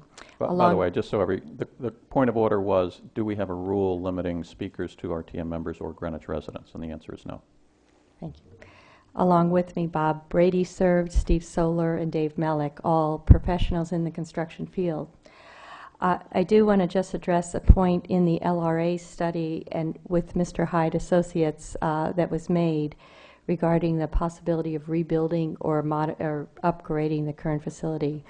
I think most of us here are convinced that that isn't an option. The material presented in the special committee's report highlighted the extensive work that was collected with Lorraine Hyatt, Perkins and Will assessment, along with Bruce Spiewak, who is a code consultant expert in the state. And they've all concluded that this building is pretty much run its course. I wanted to mention another comment with respect to the Halcyon Day figure of over $900,000 that we spent for the CON. I saw a number of us flinch when we heard that number. That was not just a single check to Halcyon Day. It included all the special resources that were brought to bear, including all the consultants and the architect that was heavily used to work through a number of options, like 5 different options, mainly originally focused on the ability to rebuild a portion or all of this building. That was concluded that it just isn't an option. Thank you. Thank you. Stephanie Palmino to be followed by Nancy Weisler. You know, I look around this room and I see many people here whose residents we served at Nathaniel Witherell. I should, by way of disclosure, state that I was director of nursing there for almost 13 years and spent a year as the acting administrator. I think, and I agree with a former speaker, I think you're not thinking of this in terms of the people we serve and your mothers and my mother and everyone who could potentially be in that facility. If you live along the I-95 corridor, Old Greenwich, Riverside, Cos Cob, these are the people who are the heaviest users of this facility. And if you're sitting here from one of those districts, then I think you need to look at who you're serving. The Title 19 bed issue is a major concern to me, and I'd like to explain to you why. The rebuilding facility currently has 180 Title 19 beds. The new building removes 52 of those and dedicates another 40 for rehab, resulting in 92 fewer beds for people with financial need. Nathaniel Witherell, the property it was on in the building, was donated to the town so that we could provide health care to people regardless of need. I think that to throw our elderly away for Title 19 beds being diminished to balance the budget, it has a certain merit to it. Certainly the town has to be able to balance a budget, and we may need to make some shifting. But I propose that 92 fewer beds is a tremendous shift and not one that this town can afford to bear. Many of you may not be aware that if you don't have a Title 19 bed here when your loved one needs it, or my loved one needs it, you could be sent anywhere in the state. And with the transportation problems that we have, this could be a major issue. I would ask you to look at that issue. I don't think this is an issue that needs to be decided today. In fact, I would suggest that it is definitely not an issue that needs to be decided today. I would like to see this issue go to referendum. I would like to have this whole issue of the governance separated from the issue of funding. As another speaker had said, we can fundraise at Nathaniel Witherell with a 501c3, which the board has already acted on. We were doing better when I was back there at Witherell in terms of rehab than I understand is occurring right now under a contract. I think we need to look at how much money is being spent for contract services. And I think that we need to look at bringing back in and letting the staff who run the facility so well do it. We don't need to be spending exorbitant amounts of money to bring in consultants to run the building when you have people who know what they're doing it. And now we have an executive director who is a rehab specialist and highly qualified and who was in fact one of our consultants. So I think we need to relook at what we're doing. We have a $45 million building that way exceeds the size of what we need. Thank you. Nancy Weisler to be followed by Paula Corrado. Good evening. I served in the Finance Subcommittee along with Randall Huffman and Arlene Lamazzo. The goal of our special committee was to come up with a solution that will allow Nathaniel Witherell to continue to serve the needy Medicaid population as it has done so well without unduly burdening the Greenwich taxpayers. At present, Nathaniel Witherell loses about $2.5 million a year on its Medicaid patients. Medicaid accounts for about 2/3 of all patients.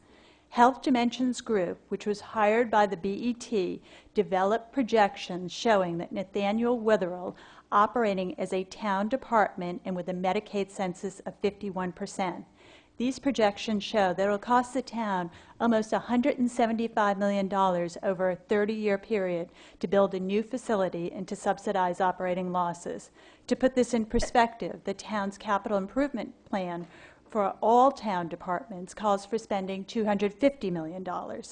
The special committee concluded that the town would become increasingly unwilling to subsidize such enormous losses and that the town would ultimately decide to close the facility. We believe that operating Nathaniel Witherell as a not-for-profit is the only way that we can ensure that it will meet the needs of all Greenwich residents for many years to come. As a not-for-profit, the board could take a combination of actions, including launching a major fundraising campaign, improving its revenues, and lowering its cost to achieve cash flow self-sufficiency. Under this model, the Nathaniel Witherell not-for-profit would have a Medicaid population of 46%, only modestly lower than the 51% in the town department case. 2 reputable fundraising firms told us that only as a not-for-profit could Nathaniel Witherell raise substantial private donations. Donors do not give sizable sums to subsidize town departments. In our model, we've assumed that Nathaniel Witherell raises $15 million. This would reduce the amount it would have to borrow by about a third and put the facility on a much sounder financial footing. Our analysis shows that Nathaniel Witherell, as a not-for-profit, should have a reasonable chance of becoming cash flow self-sufficient. The nursing home industry is a regulated, inherently risky business. However, we believe that as a not-for-profit, Nathaniel Witherell will have the flexibility and access to private donations that will enable it to meet the needs of Greenwich citizens for many years to come. Thank you. Thank you. Paula Corrado, to be followed by Arlene Lamazzo. I'm very lucky. For the past 15 years, I've had the privilege of entertaining our elderly who reside in many of Fairfield County's nursing homes, including Nathaniel Witherell. I say I'm lucky and privileged because today's elderly are such an inspiration to me. Betty Davis said, "Getting old ain't the business for sissies." No one would ever accuse today's elderly of being sissies. Today's elderly are men and women whose childhood ended with the Great Depression. They saw their parents' jobs, homes, and savings swept away. They shared sacrifice with their jobless fathers. Most families of the Depression were loath to accept public health. They toughed it out. The most starkly frightening memory many of today's elderly have is the day of their childhood when money, food, and housing at last disappeared, and a disconsolate father without means to support his children broke down and sobbed. Today's elderly included nearly a whole generation of Americans who marched off to make the world safe in World War II. They include Americans whose lives and careers were interrupted when they fought in Korea. For a large part of their young adulthood, they lived under the prospective call of the draft. Today's elderly are the men and women whose educations were paid for not by government grants, but by the sacrifice of their parents. Many of them had to give up their educations and make careers with educational disadvantages. They built their own lives even as they helped to improve their nation. They became the mothers and fathers who in turn proudly and gladly made sacrifices to educate their own children with their own resources. They are the parents who struggled to pay medical bills even before private group insurance was invented.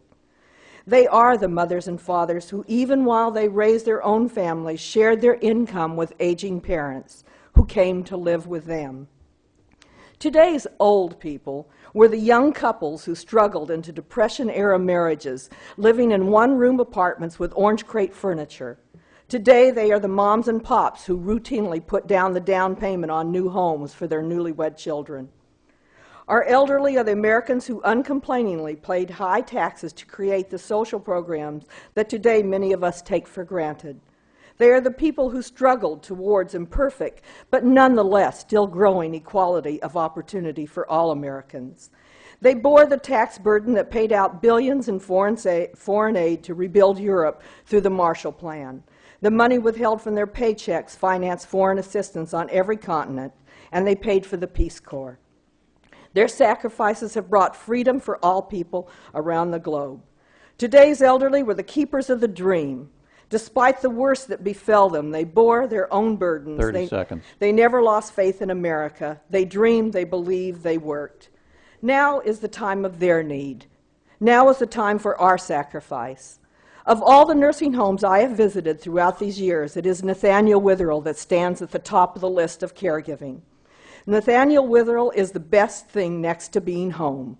Nathaniel residents are given a sense of love, hope, and community. The workforce is effective because they're dedicated, compassionate, and loving, and they have sufficient numbers. Please vote to save Nathaniel Witherell and count my name on one of the 2,500 people who signed the petition. Thank you. Arlene Lamazzo, to be followed by Sam Romeo. Mr. Moderator, members of the RTM, and guests. I am Arlene Lamazzo from District 6, and I did serve on the special committee. I speak to you tonight as an experienced caregiver. In 1971, my parents and I merged the two households, theirs and mine. My dad was then 86 years old, and my mother was 70. Dad only lived 3 years with us and died at home of cancer after a 2-year struggle with it, in and out of the hospital. But he did die at home. Mom was happy for many, many years, attending Greats almost on a daily basis, while the rest of the family went to work and the children went to school.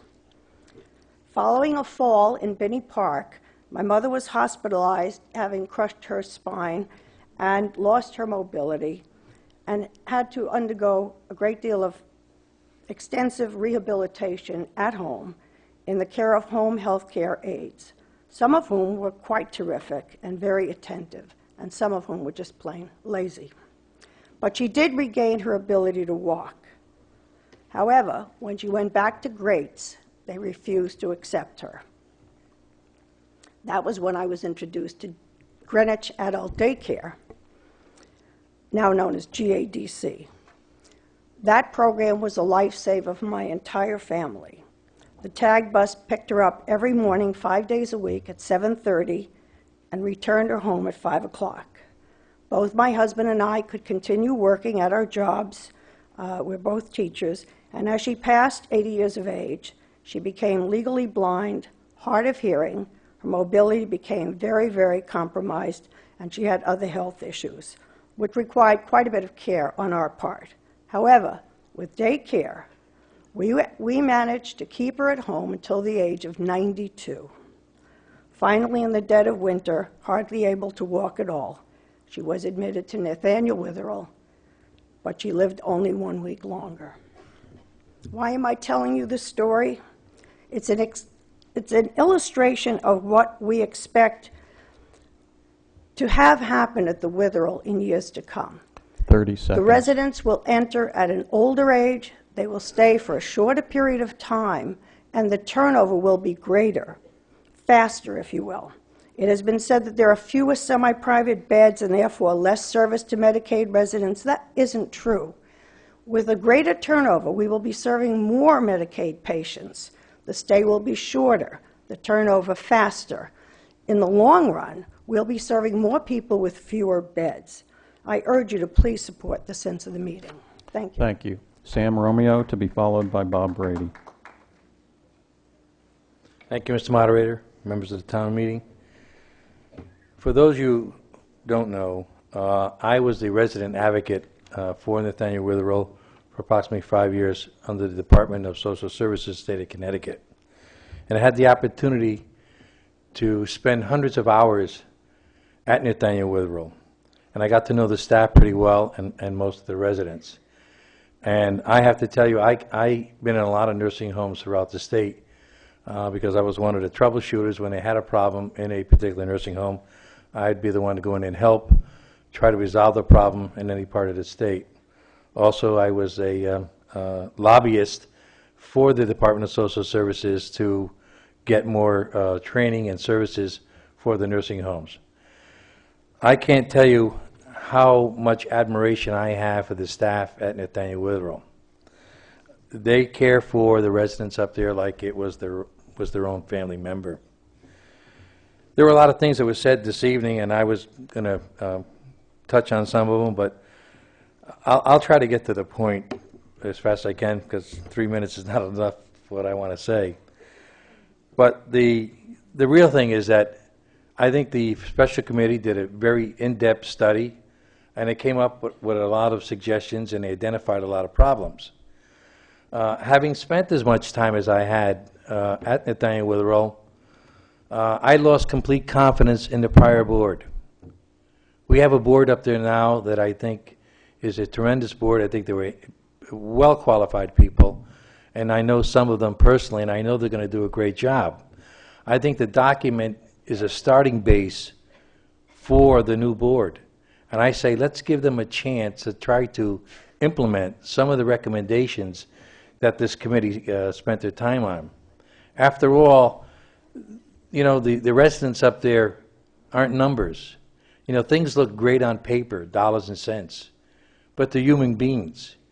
When we want to buy open space, we're talking numbers. To be quite frank with you, if I had to make a choice between buying Pomerantz Tuckman property and supporting Nathaniel Witherell, I think I'd rather see someone who's given most of their life to the town 30 of Greenwich seconds. More credibility than watching trees grow. It's the human factor that's been left out of all of this equation. And I think that all of you, it's responsible to represent your district. I challenge each and every one of you to speak to your district that sent you here. And maybe you can postpone this until October, but get a better handle on how the people in your district feel, because sometimes you have a tendency Thank to come you. here and vote the way you want and not they want. Thank you. Bob Brady, to be followed by Jim Boutel. Like to. I also am on the special committee and served with Gina on the construction subcommittee. I'd like to respond to some of the comments that were made earlier, but first a little personal note. My mother died at home. She suffered from cancer and was able to survive until her death at home, comfortably among friends and family. My dad had a somewhat more difficult time. He too went to a nursing home, but again was, I think, fortunate in his situation in that he lived only a couple of weeks under those circumstances. We didn't view the nursing homes as a long-term proposition for our family, and do not generally hear. The comment was made earlier concerning the 501c3 fundraising, and the library was mentioned. The library, of course, owns its own building and it owns several buildings, as a matter of fact, and operates with a very independent board. It does raise capital funds. It was also given a substantial contribution by the Peterson Foundation probably a decade ago now, maybe a little longer. But it is an independent operation. It is not a town department, though the town does pay for its employees. Comment was made that the setting up the not-for-profit is a way to break the unions. It is not. It is not the purpose in our report. Any union or any labor group of employees is entitled to union representation, as we understand, as the committee understands it, under both federal and state statute. And this town and the residents of it are not in the business of union breaking. Comment was made about the problems that had transpired at the Nathaniel Witherell over the last year to year and a half, involving the staffing, involving the governance and management, senior management level, and the response of the board and the difficulty making changes. I'd commend you, and many of you remember back, I think it was about 4 years ago now, 4.5 years ago, that the Bruce Museum 30 seconds. Was involved in a substantial dispute. The Bruce, as you recall, reorganized itself, changed its governance structure, hired new executive management, and has gone on to successfully raise new money. We look at all the activities that have taken place at the Nathaniel Witherell. There has been no change in governance. Thank we have you. A new board, new people, but no structural change. Thank you. Okay, we're down to the last 4 speakers if they all take 3 minutes. Jim Boutel to be followed by Sue McClenahan. Mr. Moderator, fellow members, as long as we're all identifying ourselves, one of the hats I wear in town is I'm the president of TAG, and we provide service to both Nathaniel and Greenwich Adult Daycare. I also own a business that does rehabilitative care to a very small degree at Nathaniel. I'm a process person. I want to begin by thanking the special committee for their report, which I've read or tried to read numerous times, the Teamsters for their input, but I also want to thank the Greenwich Time. I think their series of articles that appeared over the last week put in simpler language some of the issues before us. I want to speak directly to the sense of the meeting resolution. My concern is I'm going to vote no tonight, but I don't want a no vote to be interpreted as a vote against the employees, against the committee. A new Nathaniel needs to be built. I think we all agree on that. Well, there are some who feel we should get out of the business, but of the majority of us, I believe, we all feel that a new Nathaniel needs to be built, and needs to be built soon. One of the reasons I think a Nathaniel needs to be built soon is we have some of the strongest leadership we've had in this town in 25 years. And I point to Jim Lash. I have a lot more confidence in his ability to go out and raise money for the Nathaniel than I do a nonprofit board who I don't know who's on it. Sorry to put you in that position. But as the president of TAG, I'm faced with having to raise money, and let me tell you, the clientele you raise the money from is changing in this town and has done so over the last 5 years. We are now the hedge fund capital of America, and that's a group that hasn't really been tapped into. But again, I say I'm a process person. One of the reasons, and something that's come up tonight, that I oppose the nonprofit running it, some people said, well, let's go to a referendum with the voters. I would suggest to you that we have to. Currently, the BET oversees the budget of the Nathaniel Witherell. And under our town charter, any change to the powers or duties of the BET, any change has to commence with the BET. And I'm going to pose a question in a moment through you, Mr. Moderator, to Gene McLaughlin. 30 seconds. Well, let me pose the question then.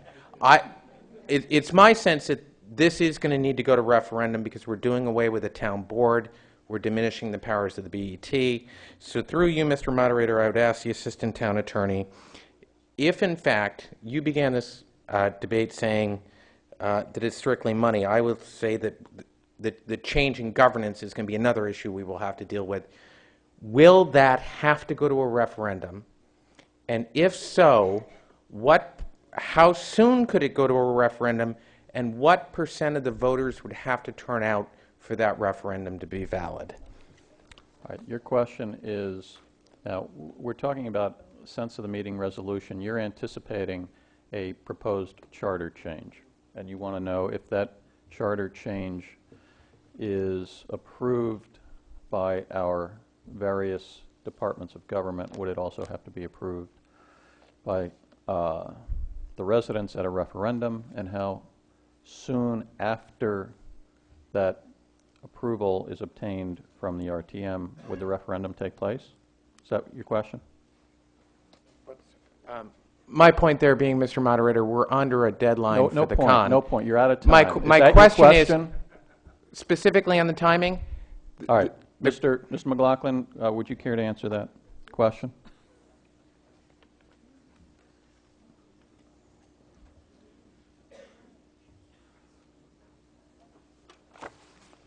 Mr. Moderator, members of the representative town meeting, as Mr. Butel has said, any change in the rights, privileges, or duties of the Board of Investment and Taxation would not only have to be approved by the representative town meeting, but would have to go to a referendum. However, it's hard to tell on the basis of a sense of the meeting resolution exactly what form this would take. For example, and Mr. Butel was nice enough to give me a heads up to this question, and I've been doing a little reading on our charter. For example, when the Bruce Museum changed and went to a nonprofit, the appropriation, which is the power I think we're talking about here with BT, really doesn't change because it passes through the Parks and Rec Board, so that the Parks and Rec Department. So based on how the form that took, it did not require a referendum. So you're saying it's unclear at the moment? It's unclear at the moment. Okay. It would have Thank you. Thank you. Thank you. Sue McClenahan to be followed by Louis Bernard. Thank you, Mr. Moderator, members of the town meeting, the Board of Selectmen, the Board of the Nathaniel Witherell, and our guests. I had a longer presentation, but I'm going to get to the last part of it.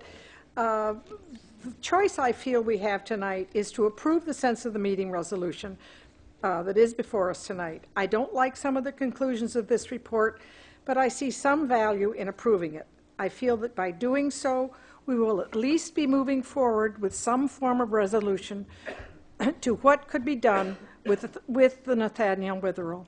I am concerned that by defeating this sense of the meeting resolution, it will take too much time to come to an alternative solution to the problems at the Nathaniel Witherell. Also, several town departments, as well as the Nathaniel Witherell Board, will need to come back to the RTM for final approval of any future plans. Let's not delay as we have done in the past. I understand the concerns of the residents, staff, family, council, and many town residents about the future of the Nathaniel Witherell. I only hope that by moving forward with a reluctant approval of the committee's sense of the meeting resolution report, that the future of the Witherell will result in keeping it a wonderful facility for everyone in town. And I want to read to you, when I was on the board of the Housing Authority, we had to get a release from the family, the Bruce family, on the deed restrictions. And as you know, the property was given to the town by Robert Bruce in 1903. In 1956, it was signed off by another member of the family, Margaret Bruce Crapo, and it says, the release of the property at the Nathaniel Witherell is given and accepted upon the following express agreement, which shall run with the land hereby conveyed and be binding upon the release, its successors and assigns forever, to wit, that said premises shall be used solely for non-profit hospital purposes. Thank you. All right. Mr. Bernard has left, so in his place, Clifton Cousins. Are you here? All right. Then Felix Andrioni, to be followed by our last speaker within the 90 minutes. Now, that doesn't mean there aren't other names. There are. But the last speaker within the 90 minutes, after which I will call for any motions addressed to this item, will be Bob Richardson. Mr. Andrioni. Mr. Moderator, RTM, Selectman, Selectwoman, thank you. There's an old saying that you don't know what you have until you lose it.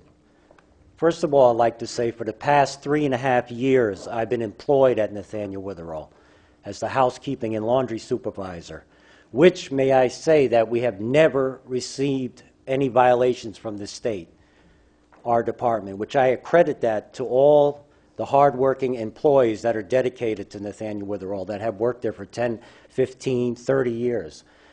My ties with Witherell go back to 1961. My grandmother moved in 1961. She lived there for 6 years.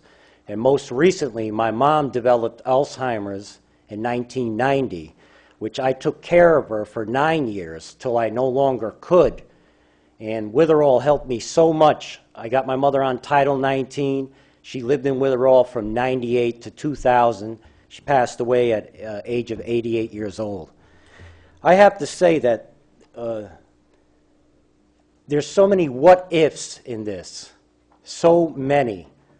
First of all, why on earth would we put up $46, $50, $60 million and turn the keys over to a private company? Why would we want to do that? And when they say it will not affect patient care, they're wrong, because it would definitely affect patient care, because no private entity on earth will keep these employees working there, because this report says the employees are part of the problem with their wage benefits and their salary rates. You know, this property was willed for the residents of Greenwich. This is our nursing home, nobody else's nursing home. As Stephanie said, it will affect Title 19, as my mother was on Title 19. But you have to ask yourself a serious question. This is a human issue here. This goes beyond money. Witherell has the best reputation for patient care. And I guarantee you it will affect the patient care. There's so many what ifs. What if this private entity fails within 2 years?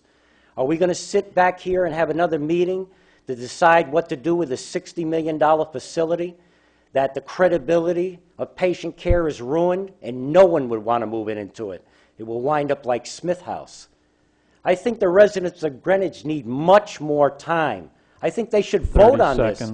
This is for the seniors. The seniors made this community. That's what everybody is forgetting about. And that's why I'm voting no, based on patient care and too many what-ifs in this. Much too many what-ifs. Thank you. Bob Richardson.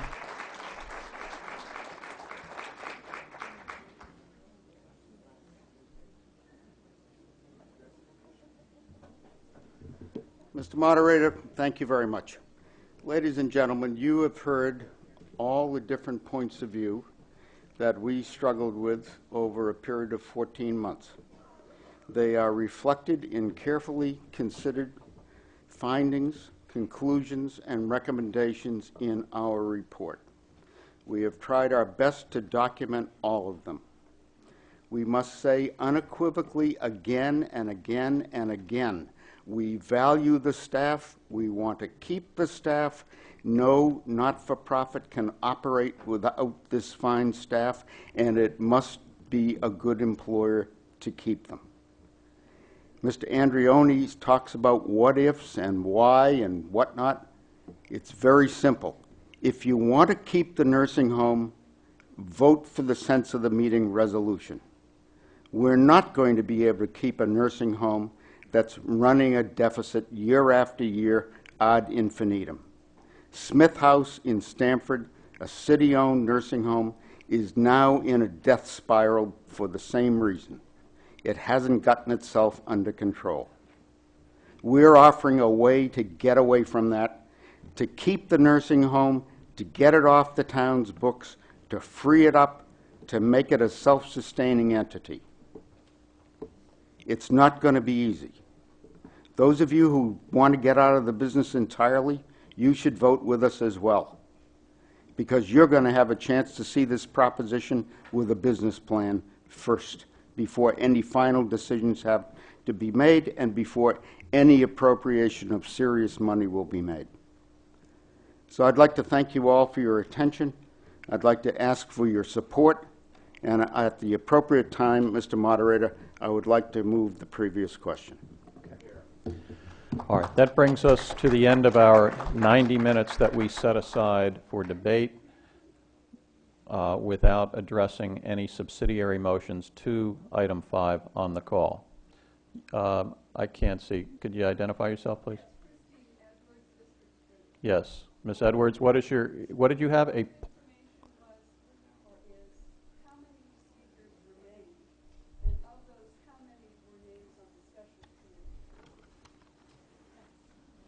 Okay.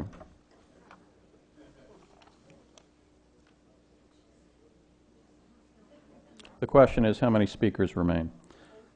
Excuse me.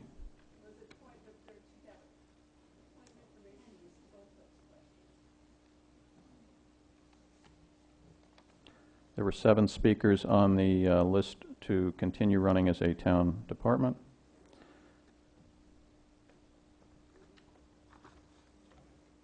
And there were 5 on the list in favor of the sense of the meeting, all of whom were committee members.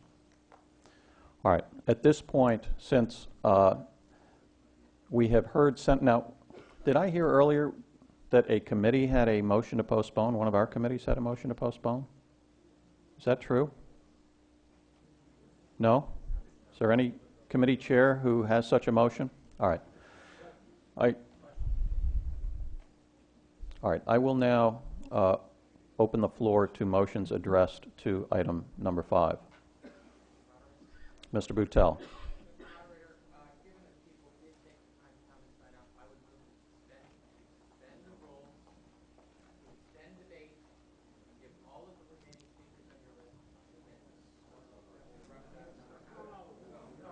Well, is there a second?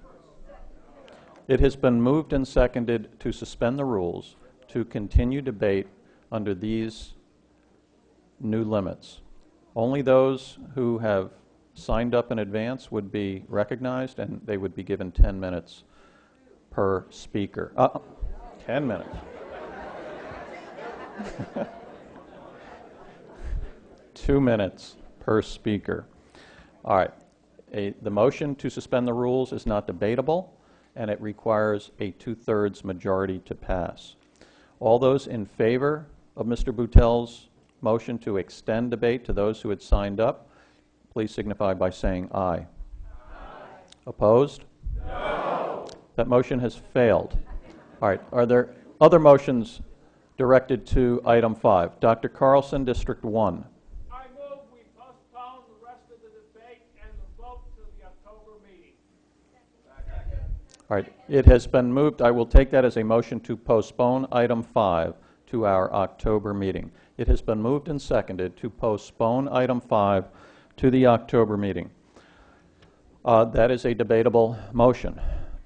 Discussion on Dr. Carlson's motion to postpone.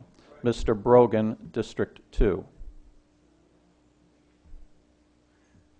Mr. Moderators, fellow members, I try to count up the hours that I've invested in attending meetings, and it's a fraction of what others have invested, which is a fraction of what this committee has invested.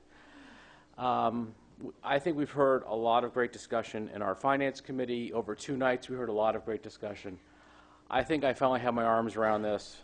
I would encourage you not to postpone this and to let's vote on this as it is tonight, yay or nay.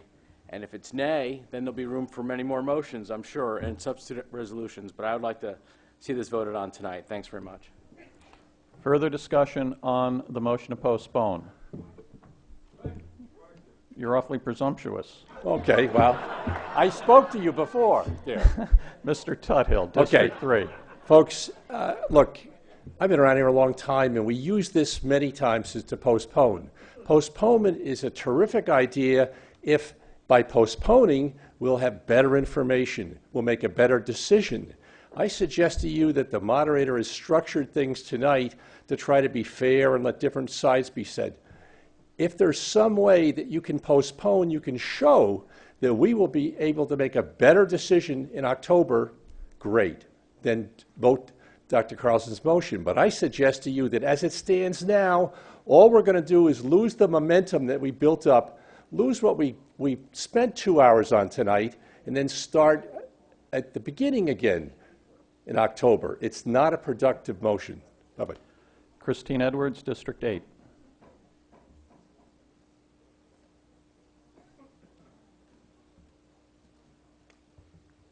Thank you, Mr. Moderator and colleagues. I really do make the motion to postpone. I haven't had my chance to speak tonight, although I thought I was only 5th on the list. I guess there were lists in the front and the back, and I didn't know that. I would have signed up front. I had the opportunity to hear, I think, almost every member of the special committee, again, having signed up, but I didn't hear other people who had opportunities, such as myself, who wanted to speak. I was here for our meeting when we decided to postpone the decision with regard to the appointment of Mr. Coderre, and I think that that was a much smaller issue than this is, and I think that we need to have a little bit more discussion and thoughtful, maybe other meetings to see if there are some other possibilities that we can see, some other models that we can see. It is, we have had the model presented to us by the Teamsters. We've had the model with a special committee. And I think that it's time to really take a look to have a postponement and have another month of very thoughtful. This is a much bigger issue than appointing somebody to an ethics committee. Thank you. Fred DeCaro, District 12.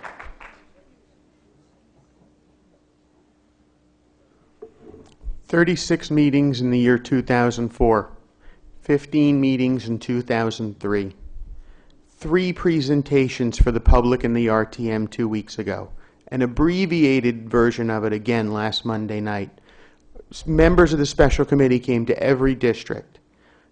we really do believe that we've made ourselves available at every opportunity to answer every question.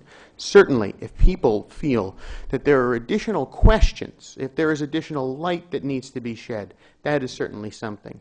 But if it's just a matter of people saying the exact same thing over and over again, you know, you all voted just a few minutes ago not to have that happen. Roger Laurie, District 7. All right. The motion for the previous question has been moved and seconded. That motion is a motion to cut off debate on the pending motion to postpone item 5 to the October meeting. If you are in favor of immediately proceeding to vote on the motion to postpone, you should vote in favor of Mr. Laurie's motion for the previous question. If you want to hear more debate on the motion to postpone, you should vote against it. All those in favor of the motion for the previous question, please signify by saying aye. Aye. Opposed? No. Okay. I am going to call for a record vote on this motion to postpone. Yeah, let's do a record vote. Motion, will the district chairs please mark your voting cards? Motion. That's what we just voted on.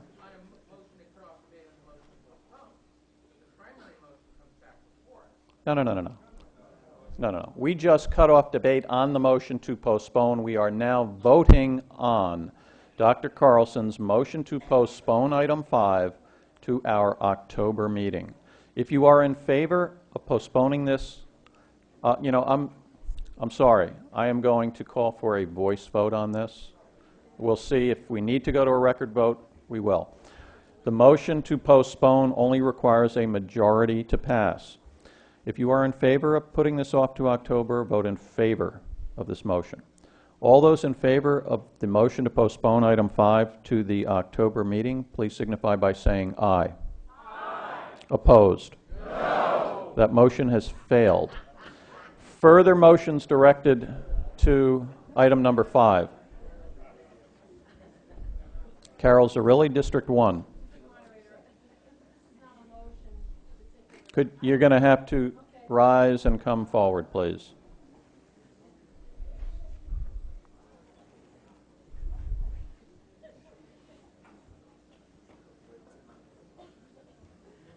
I would just like to know if either of the two selectmen that are left here in the meeting would like to speak to the issue in their opinion. I'm now calling for motions directed to item number 5. Do you have a motion? All three are here. Oh, I didn't see him. Yeah, I'd like to know if... All right, that's not a motion. Okay, well, I don't know exactly how to word it, but... You'd like to hear from others in the room? No, the selectmen specifically. Well, yeah, there are others in the room, but we're not... That is not an appropriate request at this time. Excuse me, I'm calling for motions directed to item 5. Only members can make such motions. Mr. Brogan, District 2. Right. It has been moved and seconded to cut off any further debate or accepting any further motions directed to item 5 and proceed immediately to vote on item 5 as it appears on our call.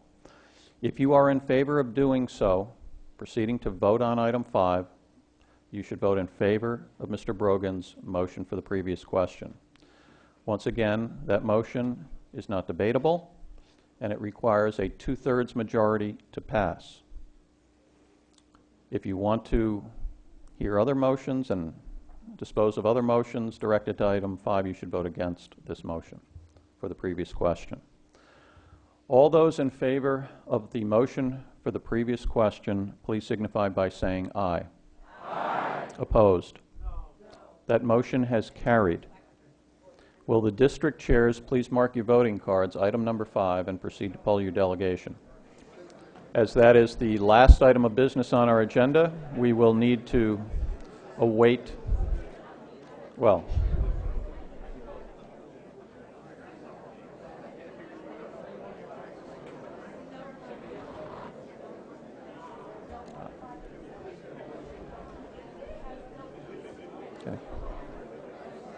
It's a complicated motion. All right, while we're voting, I'd like to remind everyone that we do have you know how much we like getting together? We have another opportunity coming up in 2 weeks to get together and have this fun. This will be the Harvest Buffet. It's going to be now. Mr. DeCaro asked me why I didn't get this scheduled at the Bellhaven Club. I'm sorry, I tried, but I was overruled. So please, I encourage everyone to come to that. $25. It'll be Wednesday, October 6th, from 6:30 to 9. And any former member who would like to go, please contact me. Email tjbog@aol.com. My wife would love me to give out the phone number, I'm sure.